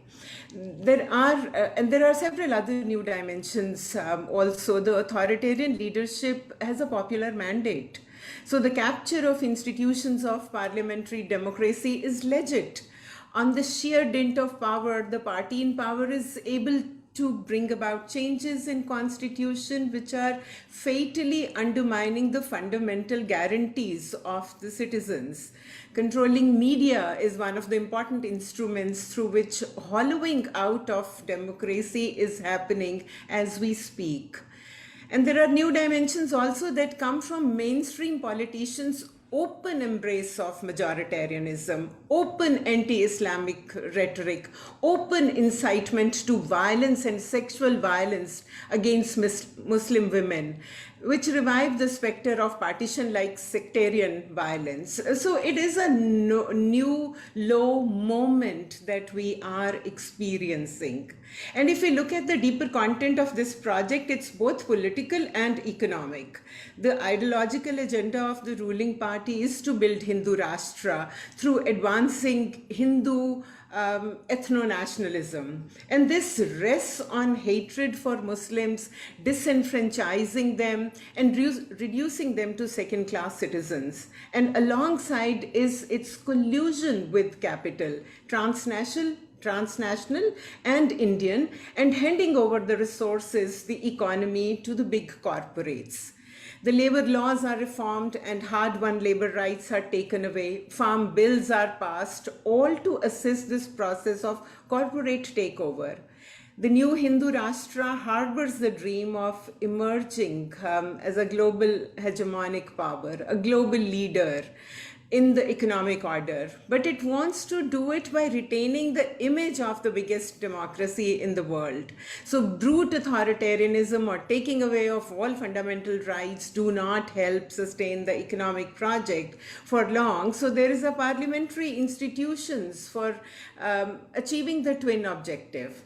The mainstream is largely managed through electoral majority in the parliament, then brutally suppressing it. Although Kashmir is the exception, where Parliament agreed to redraw boundaries of the state, stripping statehood of Jammu and Kashmir, while putting the entire political leadership in jail under strict curfew and internet shutdown. But the large size of the Indian market and global business interests provide the crucial support to the regime and in managing also the global opinion. Well, if we see the targeting of Bhima Koregaon event, which happened and which led to arresting of country's very well-known Dalit, tribal activists and human rights advocates under terror laws, it's an attempt to crush any Dalit and tribal resistance in future, not only against caste, against Hindutva politics, but also against the economics of Hindutva, against the corporate takeover of resources, the Jal, Jungle, Zameen. And how is the state making it work? Well, the state is deeply involved in this project in many, many new ways. It lies to the people. It uses technology to surveil and spy on citizens. There has been an explosion of personal surveillance techniques which state authorities or law enforcement agencies are accessing. Evidence also suggests planting of data in computers to create a narrative of threat to national security and international conspiracy, and building a popular consensus for jailing dissenters under terror laws where they can't even get bail. So this is happening at a time when country is reeling under the pandemic as the government adopts increasingly authoritarian form of politics and economics, an unprecedented economic crisis impoverishing the working classes. But in these dark times, not just the worst, but also the best of the country have come forward, and I'd like to talk about that. In small and big ways across the country, people have fought back and paid the price for it. There's widespread resistance to both parts of this project. The resistance to Hindu Rashtra emerged in the opposition of Citizenship Amendment Act, and the corporate takeover of farming was challenged by the farmers, and it continues, and the farmers continue to do so. These two largest peaceful movements in the world are historic democratic movements which have demonstrated how resistance is built, is organized to a repressive regime. And I'll spend the next few minutes only on these two, although there are many movements that we are witnessing in India at the moment, but just to take on these two to see how resistance is articulated. As the government passed the Discriminatory Citizenship Amendment Act in December 2019, tens of thousands ordinary people took to the streets seeking rollback of this discriminatory law. While they were on the streets, they waved the national flag, they read the preamble of the Constitution collectively, and occupied the streets to demand justice. They were fighting for the principles of the Republic, that India belongs equally to all who toil on this land and call it home. The large-scale protests in the entire country were led by Muslim women and joined by others, especially the young people from universities, young women and men. The iconic Shaheen Bagh in Delhi became the center of this movement, but it was spread to many other parts of the country. And women came to protest because they read the links between the NRC in Assam and the Citizenship Amendment Act and the looming threat of disenfranchisement of India's Muslims. The protesting women in different parts of the country refused, as they said, to a citizenship status which was based on the scrutiny of certain papers and making them dependent on petty bureaucracy for grant of citizenship. There came the slogan, "Hum kagaz nahi dikhayenge," we will not show any papers, and it reverberated in the country. And everybody talked about, not only people who were suspects, but everyone else started to talk about, "Hum kagaz nahi dikhayenge." And then at the peak of the NTCA and RC movement, COVID-19 struck. And while people were locked up in their homes, the state tightened its authoritarian grip and cleared Shaheen Bagh and other protest sites, giving a crushing blow to the movement. Many young women and men who were involved in the protests were arrested under harsh anti-terrorist laws, and they're still waiting in prisons for their trial to begin. Despite all this, the young generation has refused to resist and serving notice that they will build that better world. A few who came out on bail very recently, young people, they raised their clenched fists as they stepped out of the jail gate. The second is the farmers' movement, farmers who came to Delhi in hundreds of thousands to demand repeal of 3 farm laws, which they argue are passed for the corporate takeover of farming and to reduce them to perennial casual labor in cities without any rights and toil in the factories in the service of global capital. Just as in the colonial empire, dispossessed farmers worked in factories for production of European markets. So it's been now over 8 months since the farmers are sitting peacefully at Delhi borders, and as the movement turns into a wider movement, receiving the support of different sections of working people, small traders, women's rights activists, poets, musicians, and artists, it's become a platform. It's become a big platform which I call a school, a university of people resisting to raise fundamental questions of justice and equity, and it is where the idea and practice of democracy is expanding. The Charter of Farmers' Demand is not only about peasantry, but it is also linked with the demands of other urban and rural workers, which they have learned to build while sitting in the morcha on borders of Delhi. The farmers are demanding the unconditional repeal of the new farm bills, but they are also seeking implementation of the universal public distribution of food grains. They're seeking immediate release of imprisoned intellectuals. They marked the Human Rights Day. They marked at the Morcha sites International Women's Day, asking for release of all women activists who are incarcerated under terror law. And they are asking for withdrawal of the false cases registered against them. They are seeking withdrawal of the restrictions imposed against the right to dissent in the country. So these are very important linkages that farmers have been able to make and argue, and it points to the potential of this movement in building larger coalitions of all people who are being forced to the margin by this unjust regime.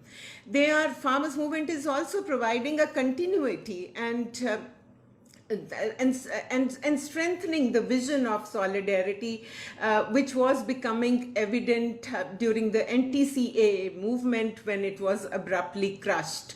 The anti-CAA and RC movement forced mainstream India to ask questions of the state. The farmer movement is doing the same, forging links between issues of food security, livelihoods, human rights, dignity, and democracy. And one last point about women farmers' participation in the protest, which has been enormous. And it is this participation of women in protest which has given farmers' movement a whole new dimension. Women have brought with them their varied experience of being landless laborers, having lost husbands, fathers, or sons to in thousands of deaths by suicides due to agrarian distress, and they are forced to pick up the responsibility of farming, repaying debts, and demanding state compensation. They are preventing also forcible evictions from land, and their experience of fighting against sexual violence and impunity for it has also come to the borders where the farmers are protesting. And with women in the protest movement, the farmers' movement's claim on the government have expanded now to a much bigger level. So the movement is no longer only about government protection through the minimum support price. It's about democracy, it's about dignity. And just to conclude, to say that over the last few years, the regime in India has disenfranchised the poor and the marginalized, section by section, community by community, forcing them to fight their own battles for justice in silos. The walls that divide people in our diverse, deeply layered society have made it difficult to build bridges between the oppressed. But when people's right to their republic is being undermined so relentlessly, there's a growing realization, which these movements are telling us, that perhaps the only effective resistance is moral pressure built through broad alliances and democratic movements which can bring the interests of all marginalized together.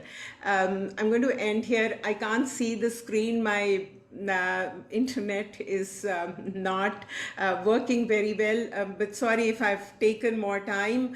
That's where I would like to end, Khawar. Thanks.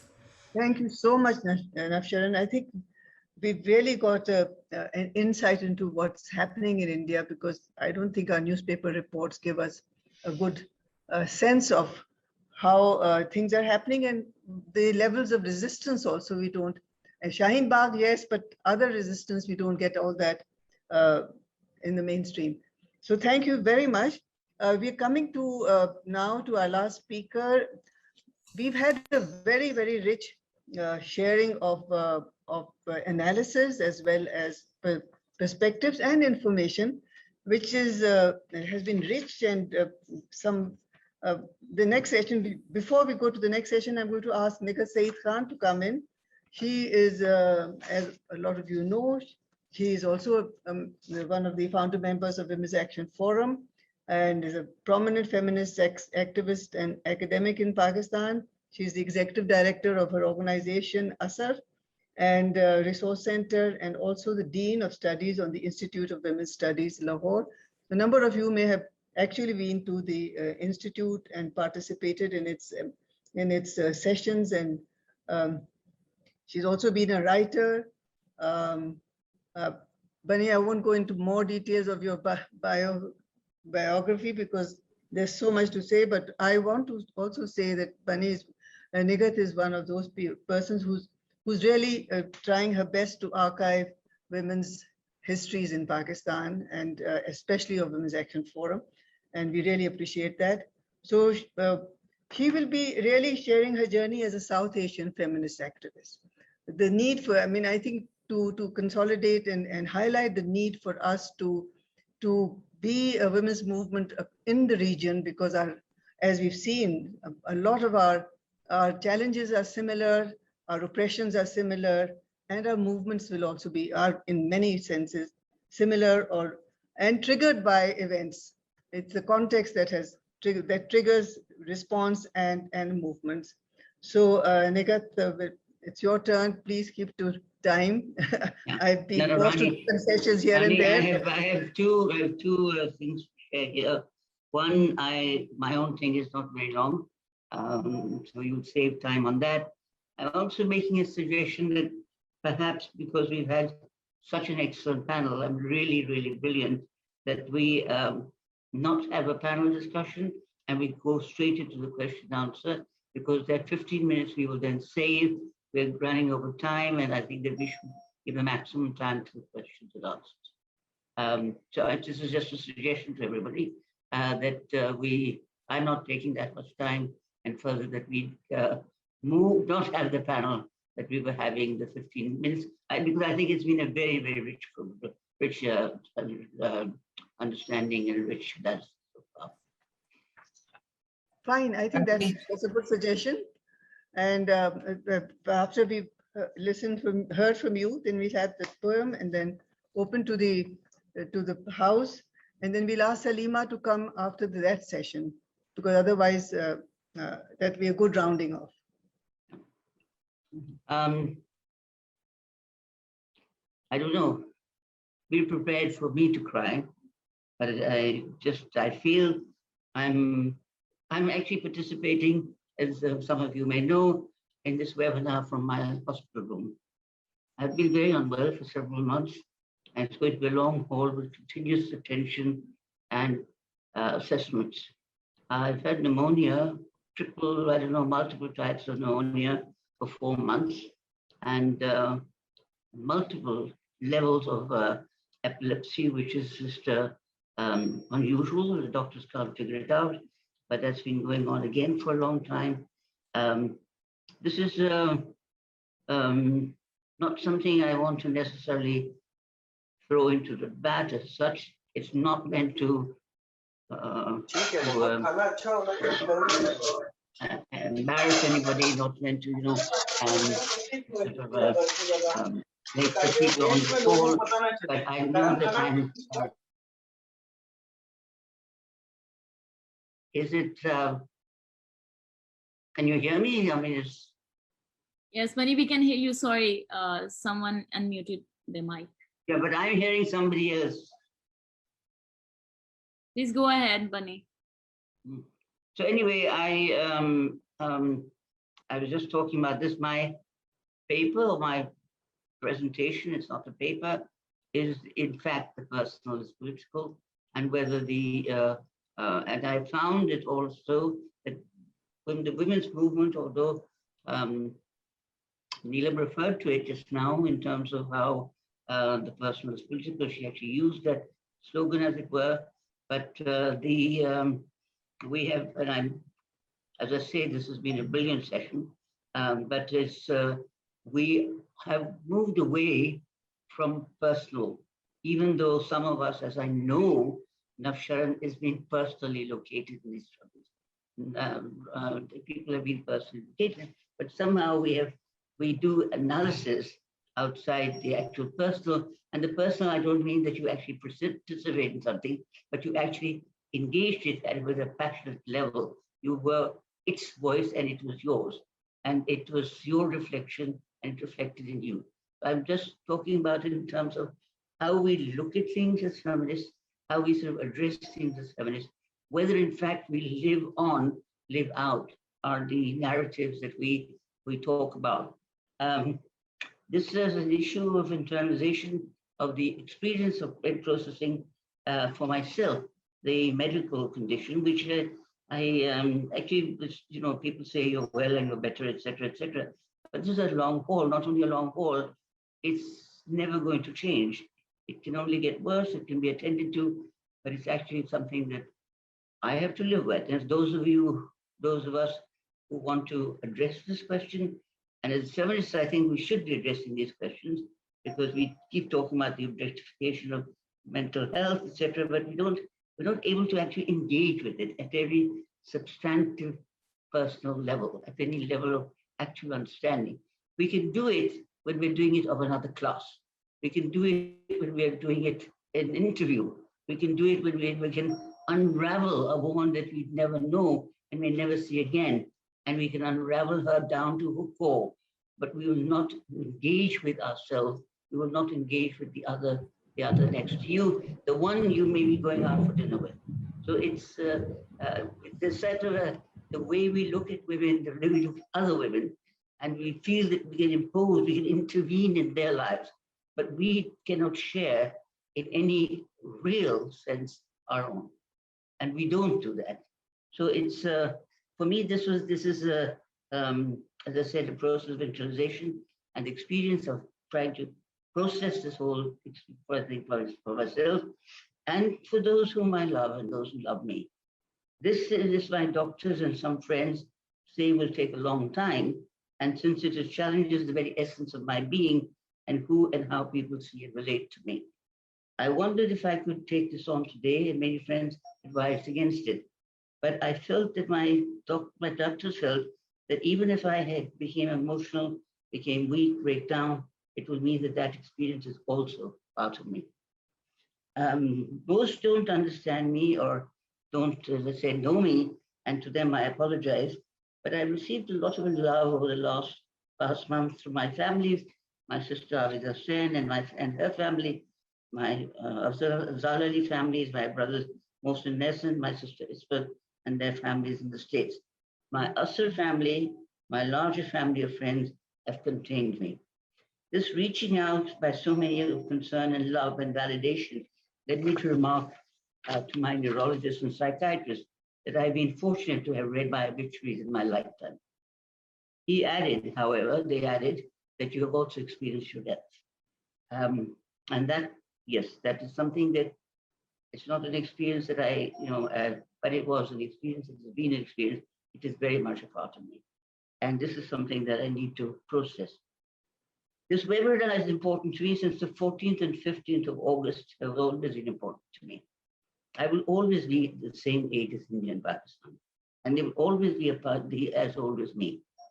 I will live and relive their contestations, their validations, their relations within and without themselves. We look in awe at their dreams and their rejections of these dreams. I will go over their frailties, their insecurities that I lived through my own. I too will suffer many partitions of the country, of aspirations, of relationships, of friendships. I will live and love passionately. I will suffer failure and loss, and I too will have my tryst with history. As an Indian and a Pakistani, at Delhi and as Lahore. I'm so happy that the Indian friends, my friends from India here, people like Farida, Shaheed, Neelam, Hussain, and Rani, who I've known for a long time, we've been a part of the same struggles, and at other times have had different moments of relationships with us, with each other. But I'm very happy that my friends from India, whom I take pride in having identified, have joined us on this panel. And those of you who have enjoyed us virtually, I recognize you, I remember some of you, and I am very happy that you were here. Those three that I'm particularly talking about, I'd like to talk a little about my actually engagement with them or my meeting with them in the first, for the first time. In 1984, I was in Delhi when Indira Gandhi was assassinated. That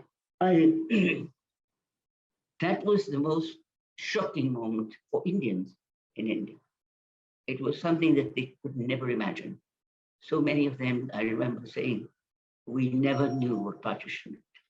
Subsequently, Ritu Menon, I heard her speak about it, and later, Urushi as well, that was a turning point from them of how they looked at India.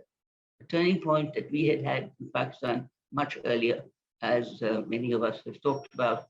Arfana particularly has talked about the earlier movements of nationalities, but this is something that the shock. I heard of for the first time in the struggle. She and Nandita Haksar were doing a fact-finding of the Delhi riots. They even called the Delhi riots, as I remember, and they was after the assassination of Indira Gandhi, there was an actual attack on an identity that was considered a part of the the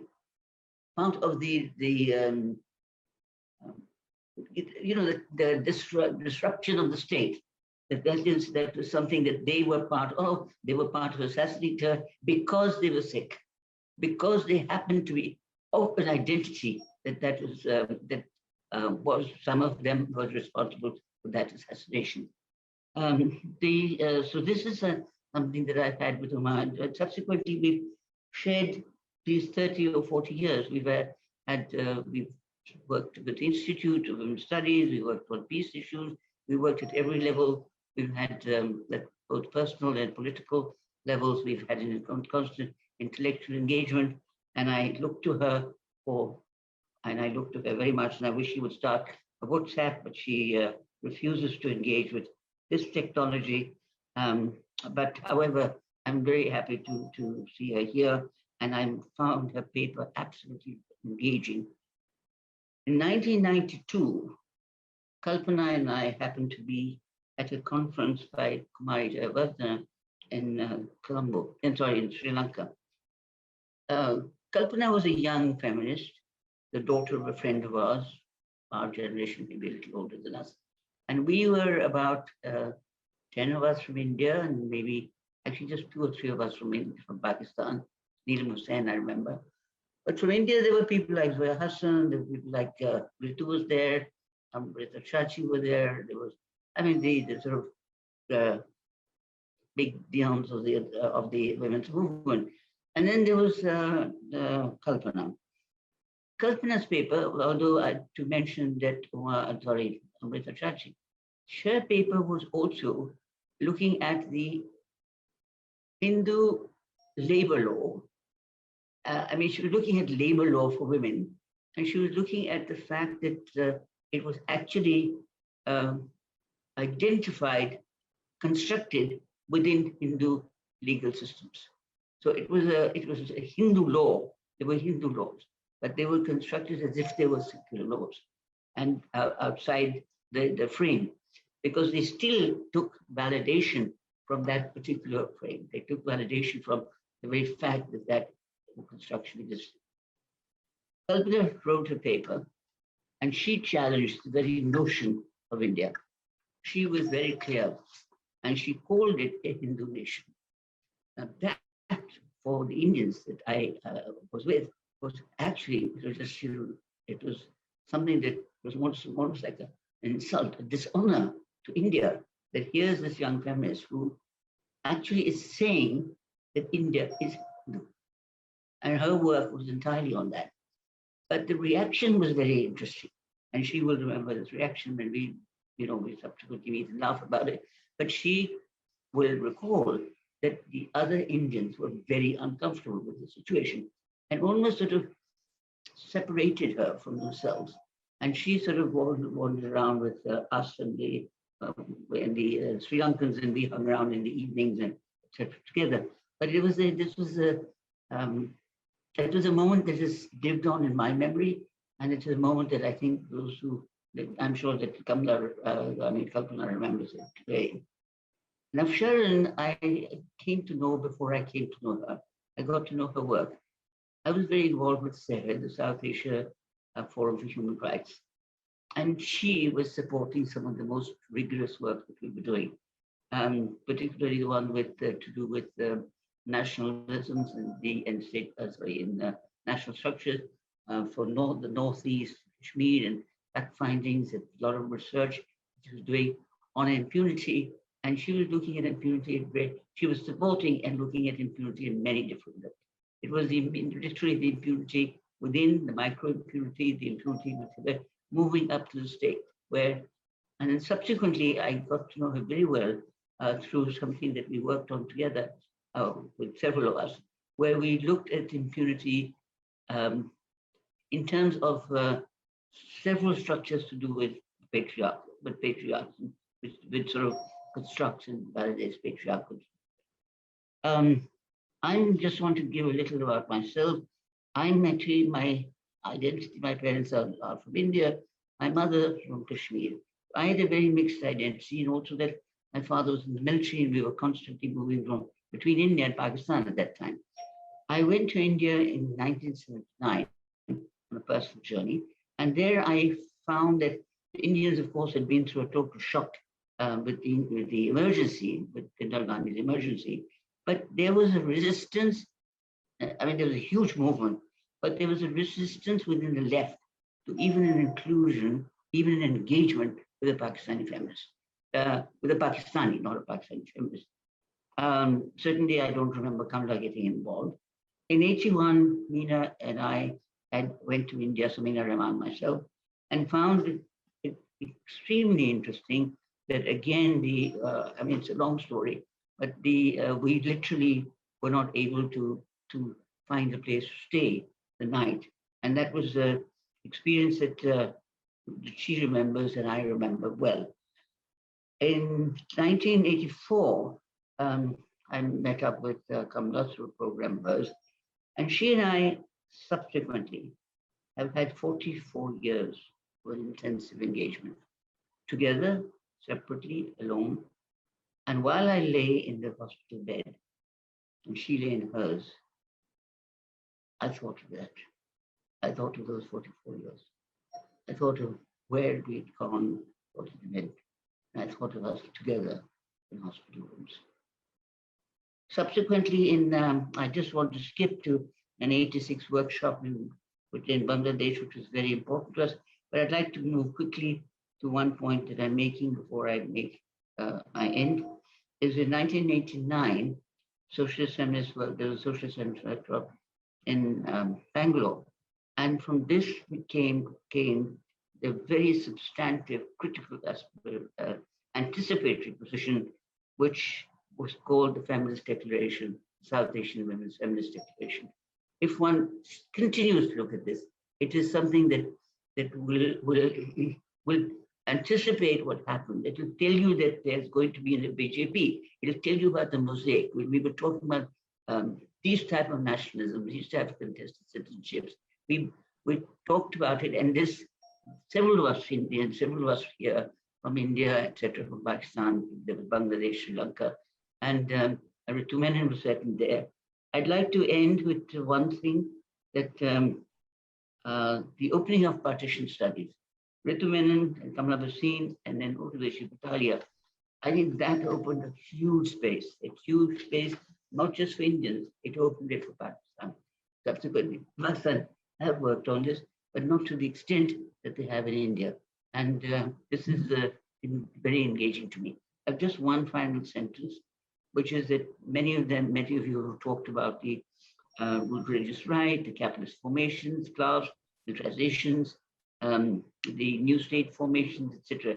What I find I'm not able to reconcile, I'm not able to understand, that the young techie type of, I don't know what they call yucky, yappy, but I hear them called woke,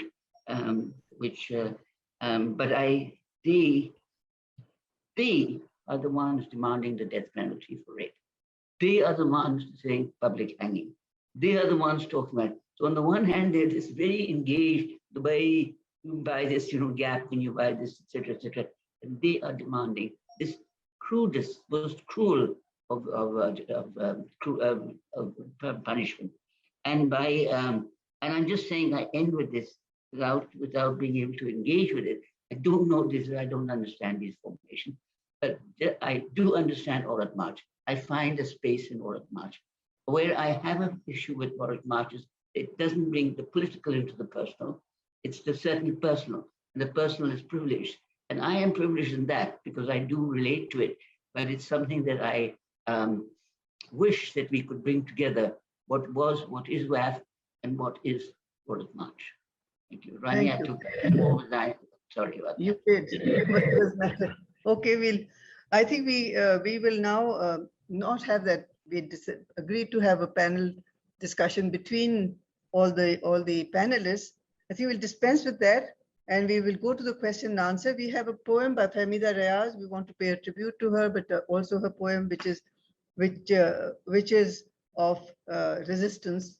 And we have Samiya, Mumtaz reciting it. Samiya is an actor, TV and theater, and will be reciting the poem. ये नज़म है फहमीदा रियाज की, चादर और चार दीवारी। हुजूर मैं इस स्याह चादर का क्या करूंगी, ये आप क्यों मुझको बख्शते हैं बसद इनायत। ना सोग में हूं कि इसको ओढ़ूं, गमो अलम खल्क को दिखाऊं, ना रोग हूं मैं कि इसकी तारीकियों में खिफत से डूब जाऊं। ना मैं गुनाहगार हूं ना मुजरिम कि इस स्याही की मोहर अपनी जबीं पे हर हाल में लगाऊं। अगर ना गुस्ताख मुझको समझे, अगर मैं जान की अमान पाऊं तो दस्त बस्ता करूं गुजारिश कि बंदा परवर, हुजूर के हुजराए मुअत्तर में एक लाशा पड़ा हुआ है, न जाने कब का गला सड़ा है, ये आपसे रहम चाहता है। हुजूर इतना करम तो कीजिए, स्याह चादर मुझे न दीजिए, स्याह चादर से अपने हुजरे की बेकफन लाश ढांप दीजिए कि उससे फूटी है जो अफूनत, वो कूचे कूचे में हाँपती है, वो सर पटकती है चौखटों पर, बरहनगी तन की ढांपती है। सुने जरा दिल खराश चीखें, बना रही हैं अजब हयोले, जो चादरों में भी हैं बरहना। ये कौन है जानते तो होंगे, हुजूर पहचानते तो होंगे, ये लौंडियां हैं कि यरगमाली हलाल शब भर रहे हैं, दम सुबह दर बदर हैं। हुजूर के नुफ्ते को मुबारक के निस्फ विरसे से बेमोतबर हैं। ये बीबियां हैं कि जौजगी का खिराज देने कतार अंदर कतार बारी की मुंतजिर हैं। ये बच्चियां हैं कि जिनके सर पर फिरा जो हजरत का दस्ते शफकत, तो कम सिनी के लहू से रीशे सफेद रंगीन हो गई है। हुजूर के हजलाए मुअत्तर में जिंदगी खून हो गई है। पड़ा हुआ है जहां ये लाशा, तवील सदियों से कत्ले इंसानियत का ये खून चका तमाशा, अब इस तमाशे को खत्म कीजिए। हुजूर अब इसको ढांप दीजिए। स्याह चादर तो बन चुकी है मेरी नहीं आपकी जरूरत, कि इस जमीन पर वजूद मेरा नहीं फकत एक निशान शहवत। हयात की शाहराह पर जगमगा रही है मेरी जहानत, जमीन के रुख पर जो है पसीना तो झिलमिलाती है मेरी मेहनत। ये चार दीवारियां ये चादर, गली सड़ी लाश को मुबारक। खुली फजाओं में बादबां खोल कर बढ़ेगा मेरा सफीना। मैं आदमे नौ की हमसफर हूं कि जिसने जीती मेरी भरोसा भरी Rafaqat.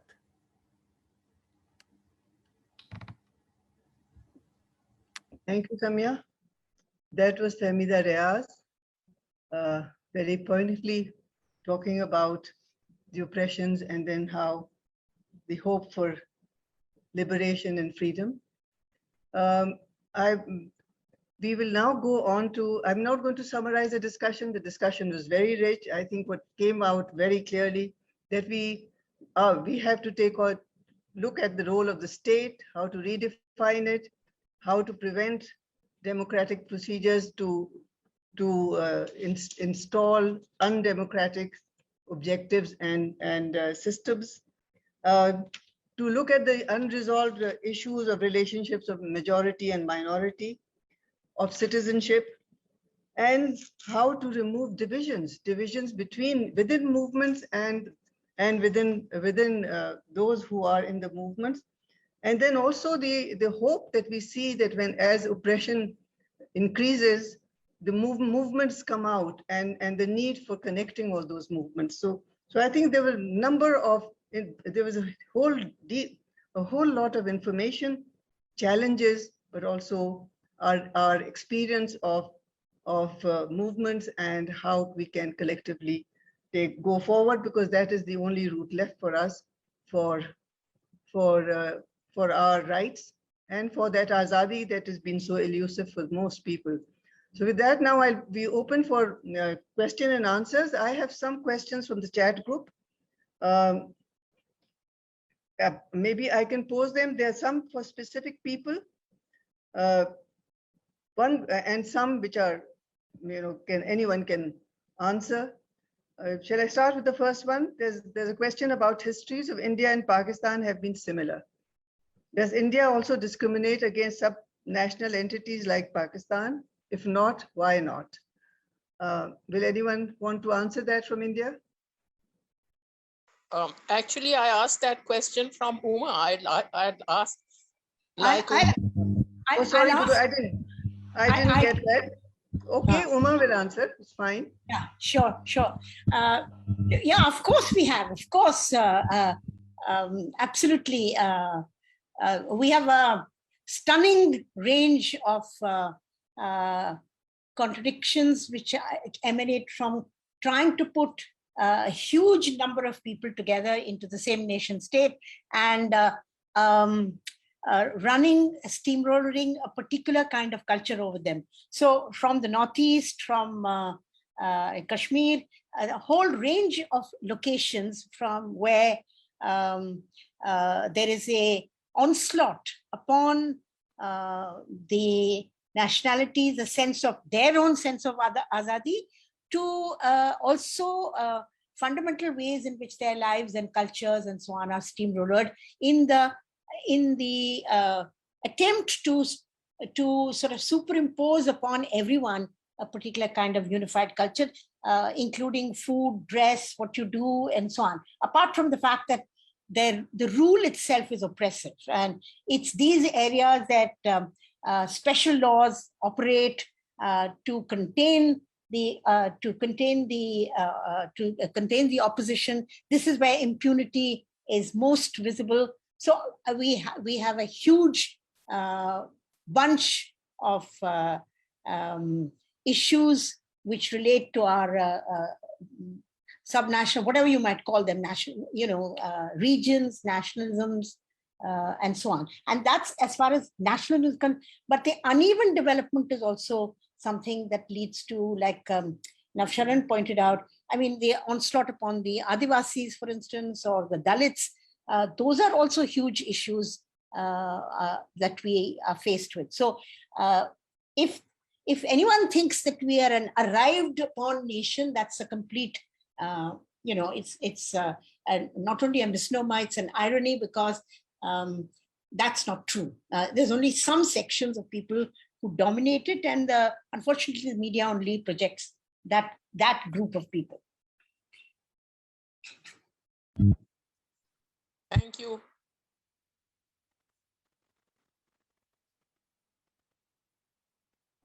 Rani, you're muted. Unmute. I'm muted. Farida, you may have seen it in the chat box. How do you see the queer feminist intersection and alliance working for the future of our subcontinent? And is that alliance strengthening in Pakistan? And how can they be included, trans women as well as queer women, into the movement? I don't know why it's addressed to me. I think it's something for everyone to answer. I just feel, we have to join hands across all of the movements that we have. And this is a question that's been in the chat also. Why are we not moving forward? How can you bring them together? And I think one of the concepts that I've recently heard, which I think is very close to Mera Jism Meri Marzi, but completely formulated differently, is from the feminist municipal movement, which is women in local government, who actually say that the first territory you inhabit is your body. So until you have the rights over your body to determine what it is, and I think in many senses, that is what the Aurat March and what the queer movement and others are about. And as Bunny says, we really need to bring the political and personal together. You can't just have the individual spaces, etc., are very important, but I think we also need to look at the politics of what's happening. I think we had some very good suggestions that when you break the norm, I mean, Neelam said it, Navsharan said it, Kalpana said it, that when there is movement, you have to there's a risk always, but I think when you move, that movement happens, you get spaces in which to redefine. And to me, that is what you need to do, is to really redefine where we are, where we want to go. Thank you. Farida, and there are other questions which, there's another question which I think is really where we should be really focusing. And we hope that we can get some directions from the panelists, from people here, that how do we make the movement a collective effort that Farida has just talked about, rather than neoliberal, individualistic choice, feminism, and make it more comprehensive and inclusive. I think that's what is being put forward. Because when we're talking about Azadi, and what even is, how do we define our Azadi, which came up again and again, who's Azadi and how, what Azadi and from whom, I think it is really the challenges. What I see in this question are the challenges that we need to address more immediately. There's some immediate ones and some longer term ones. And I think that was the most important aspect that Neelam also is the space that is created through the movement. Each movement, even where, sorry, can we have that person muted? Nighat? No. So anyone who wants to ask, or any other question that anybody wants to ask, just raise your hands now, and I'll give you a point, because we should be closing soon. We've been at it for two and a half hours almost, and I want the concluding poem by Salima Hashmi, Faisab's poem Chirag Chirag Ujala. But before that, any more questions? Because some questions are too broad to be put together just now, and they are actually for future and our collective directions. Rani, can I just respond to that question, which was very important, the one around the new movements, the younger people raising questions.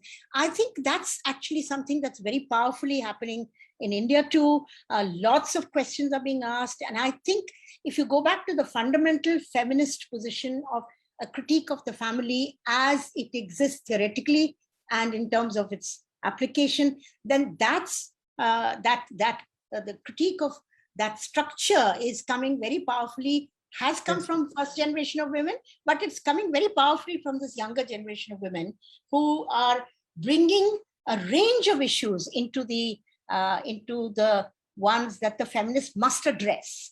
And to that extent, I think, and I do believe that, I think that's a line in which South Asians can also come together, because there is a new generation, and I'm sure they can find a lot of solidarity in parallel movements that are happening across South Asia. And I would really urge for a return to a South Asian solidarity and journey, which is something that is very close to my heart, at least. Yeah, Khawar, can I just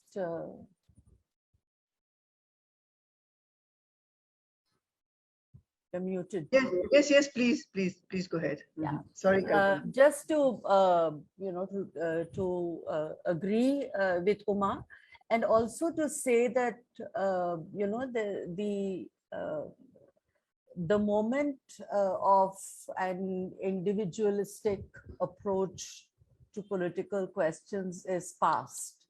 At least that's what we've been witnessing in India in the past few years, right from the struggles in universities, where with the death of Rohit Vemula onwards to several other sites where movements have simply cascaded, and bridges, LGBTQI collectives, feminist groups, civil rights groups, there has been no way of mobilizing outside of building bridges and outside of very live and dynamic collaboration. But how this will be sustained beyond the specific episode of or beyond specific episodes, and how we might actually grow this into a sustained interrogation of a rogue state is something that looms as a big question, and that is really the challenge before us. And I think that then gives us, I'm kind of a little optimistic, because I think that that kind of gives us a direction of which way we need to go in order to in order to build solidarity and build a democratic dialogue across borders, within borders, across borders, within countries, and all of that. And also one word to Bunny, I mean, the 1992 conference, and very briefly, the 1992 conference that Bunny remembers so well is something that I have never forgotten, and Neelam remembers it as well. Yes, I mean, it was my first international conference. I had never stepped out of the country before that. But also, just having to deal with questions that, in my mind, I was possibly about 30 at that time, but in my mind, those were, these were self-evident questions. They were staring at me. So I couldn't, and still don't, fathom why it caused such consternation when I actually said it, because we are asking ourselves to speak our mind, yeah? And that was exactly what I was doing at that time. And so Bunny was kind of life-saving for me at that time, because she actually sat me down and we had long chats over dinner, and I was constantly, with the Pakistani group throughout that conference. I think have managed to build enduring bonds. But I think that is really what is also important about a South Asian collaboration or South Asian solidarities, that there is a sense in which we are able to stand by, stand with, understand each other across boundaries in a very real way. This is not to say that one lacks friends in India, but there are particular moments that are life-saving, that really are moments from across the border. Yeah. So already the border is blurred. Thank you. Can I just add one thing, Khawar, if I may, which is something which Navsharan and Kalpana both said. And I think that is an important thing, that the link with the constitutional promise. If you read our constitutions, they have these wonderful fundamental rights they give, but nobody knows about them and nobody has contributed to them. And I think when Navsharan was saying, people getting aware that these are our rights, I think that too has to be part of the conversation. So your lives and the personal, but also what is the state about and how can we take that forward? I think those were really good points too. Thank you. Thank you for raising those good points that we were hoping we would raise in our panel discussion, which we've had to dispense with. But thanks everybody. And I will invite Salima, well-known person in the region. Right. Two people have their hands up. Who have their hands up. Chandni and Alia Khan, they have their hands up. Sorry, Chandni, I'll give the floor to Chandni first, and then Alia, and then we'll move on. Yes, Chandni? Unmute Chandni, please. Ji. Thank you so much. Being a non-Pakistani and non-Indian, I thought I should have a voice too. Being a South Asian, a very neutral voice there. And also being a part of this whole movement for a very long time. And today, believe me, when you all were speaking, I became nostalgic so many times. I was very sentimental. So there are two recommendations. We should continue this, not only talking about Azadi, maybe we can take different issues and we have to meet. Solidarity happens when relations are built. So let's not be disconnected. We have to be connected. There are so many forces that divide us. Be the donors, be our governments. There's so many, I don't want to name them. There are so many factors. So let's be united. Let's have a South Asian solidarity movement. This has to go on. This has to go on. It has to be cross borders. It has to have a long voice, and we have to amplify that. And amplifying can be when we are together. So let's be together. Let's join hands. Let's do this more frequently. And let me assure you, this independence, Azadi ki jo baat hai, everyone is suffering in South Asia from lack of Azadi. We have, lack of Azadi from many things, be it the violence at home, by state, in public, be it hunger, starvation, unpaid work. There's so many forces that we have to fight through.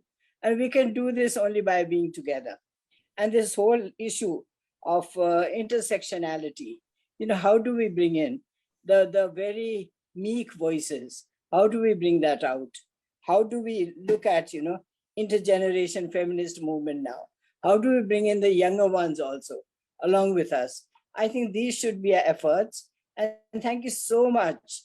I'll thank the moderator and of course, WAF for bringing all of you together.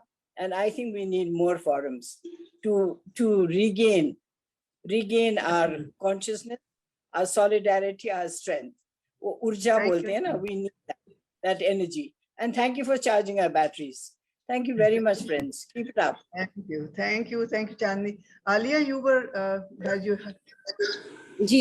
thank you very much, everybody, for a very immersive experience into the whole concept of Azadi. My question is about academic activism, because that's where I start my self, and engagement with the state.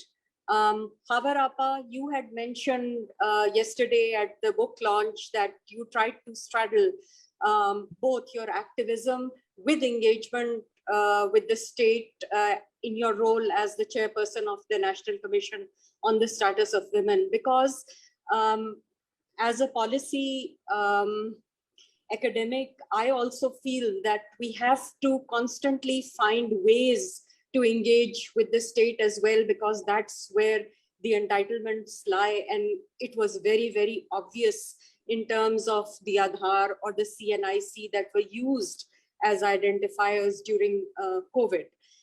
So I would like anyone who wants to throw light on this as to what is their concept about engagement with the state. Where do we draw the line? And, we can't do without it. That's what my view is. Thank you. Will anyone want to talk about that now? Actually, maybe somebody, I mean, we have engaged with the state as a strategy wherever needed, but any other comments, please? Neelam, Bunny, Uma, Navsharan. Yeah, we engage to the extent that we don't compromise the positions we are taking. We engage strategically, and I think we engage with a degree of, common sense. But, I mean, it's difficult engaging with the state when the state is in an uncompromising or not listening mood. But we are engaging with it all the time. So I don't know, it's a negotiation process, but we can't sort of move away from our own positions or compromise on those. Thank you. Actually, you want to ask a question or you want to respond? Respond. I want to half comment is that I want to just take for one half comment. I've said on Neelam's talking about the Women's Action Forum as public, and then the March 8th as the personal as political. And I certainly talked about the personal political. Are we really getting into that Are we really being able to deal with it as a situation in which we ourselves are located, or is it something that we can only externalize as a class? And this is a privilege. It's a privileged class. We can go out and interview anybody. We can unravel anybody, but we will not unravel ourselves. Okay, thank you. I think that's a discussion that we have. Cover only one line.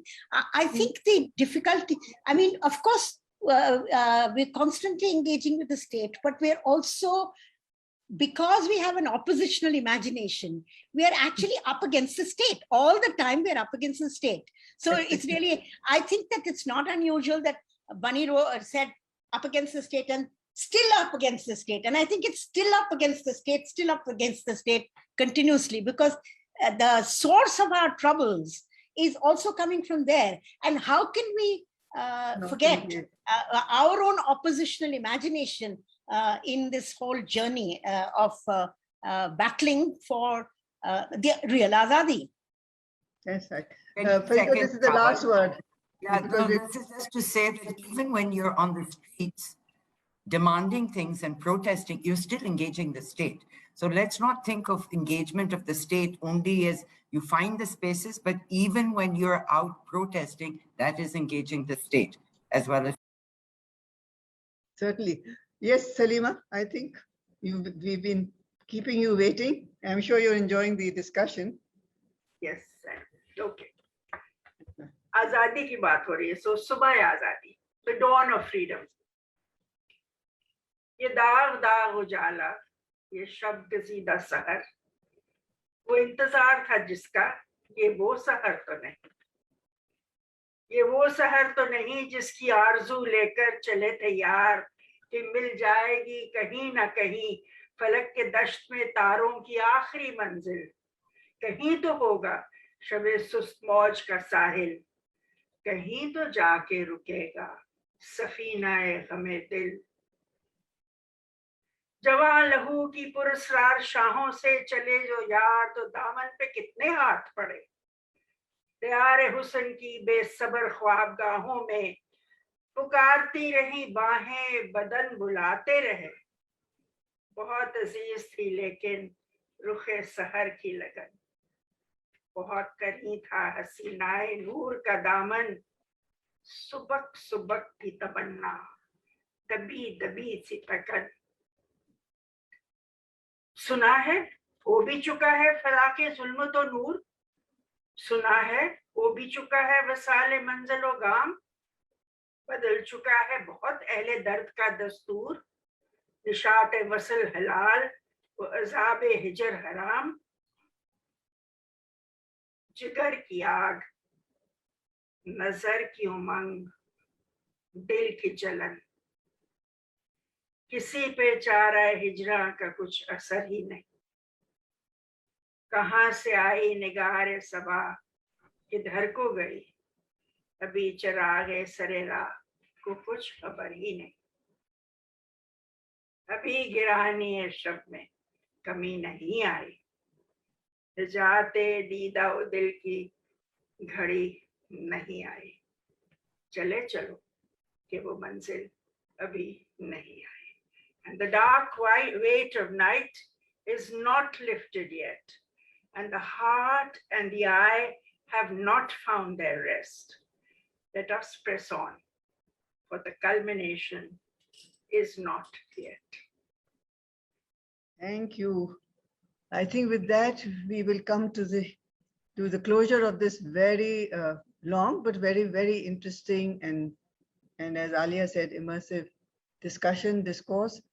I think we should summarize some of the high points of the main points of this and share them across the borders with all the participants, because there are many depth of analysis, but also directions and identification of spaces where we can actually find to take the movement.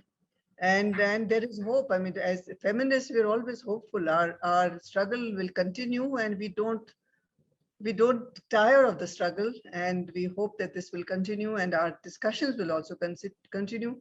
With that, I will thank all the panelists, especially our guests from India. We all have long standing bonds with many. And we just hope that our younger generations also develop such bonds so that we can make our movement collective for the region. With that, thank you. Thank you all the audience. We've had a good set of audience and also all the participants. And I would especially like to thank Naila and Nighat who were managing the technical part of it and keeping us all in line. So with that, and bye-bye, everyone. We don't want to leave, but I think we should. Thank you. Thank you. Thank you very much. Thank you.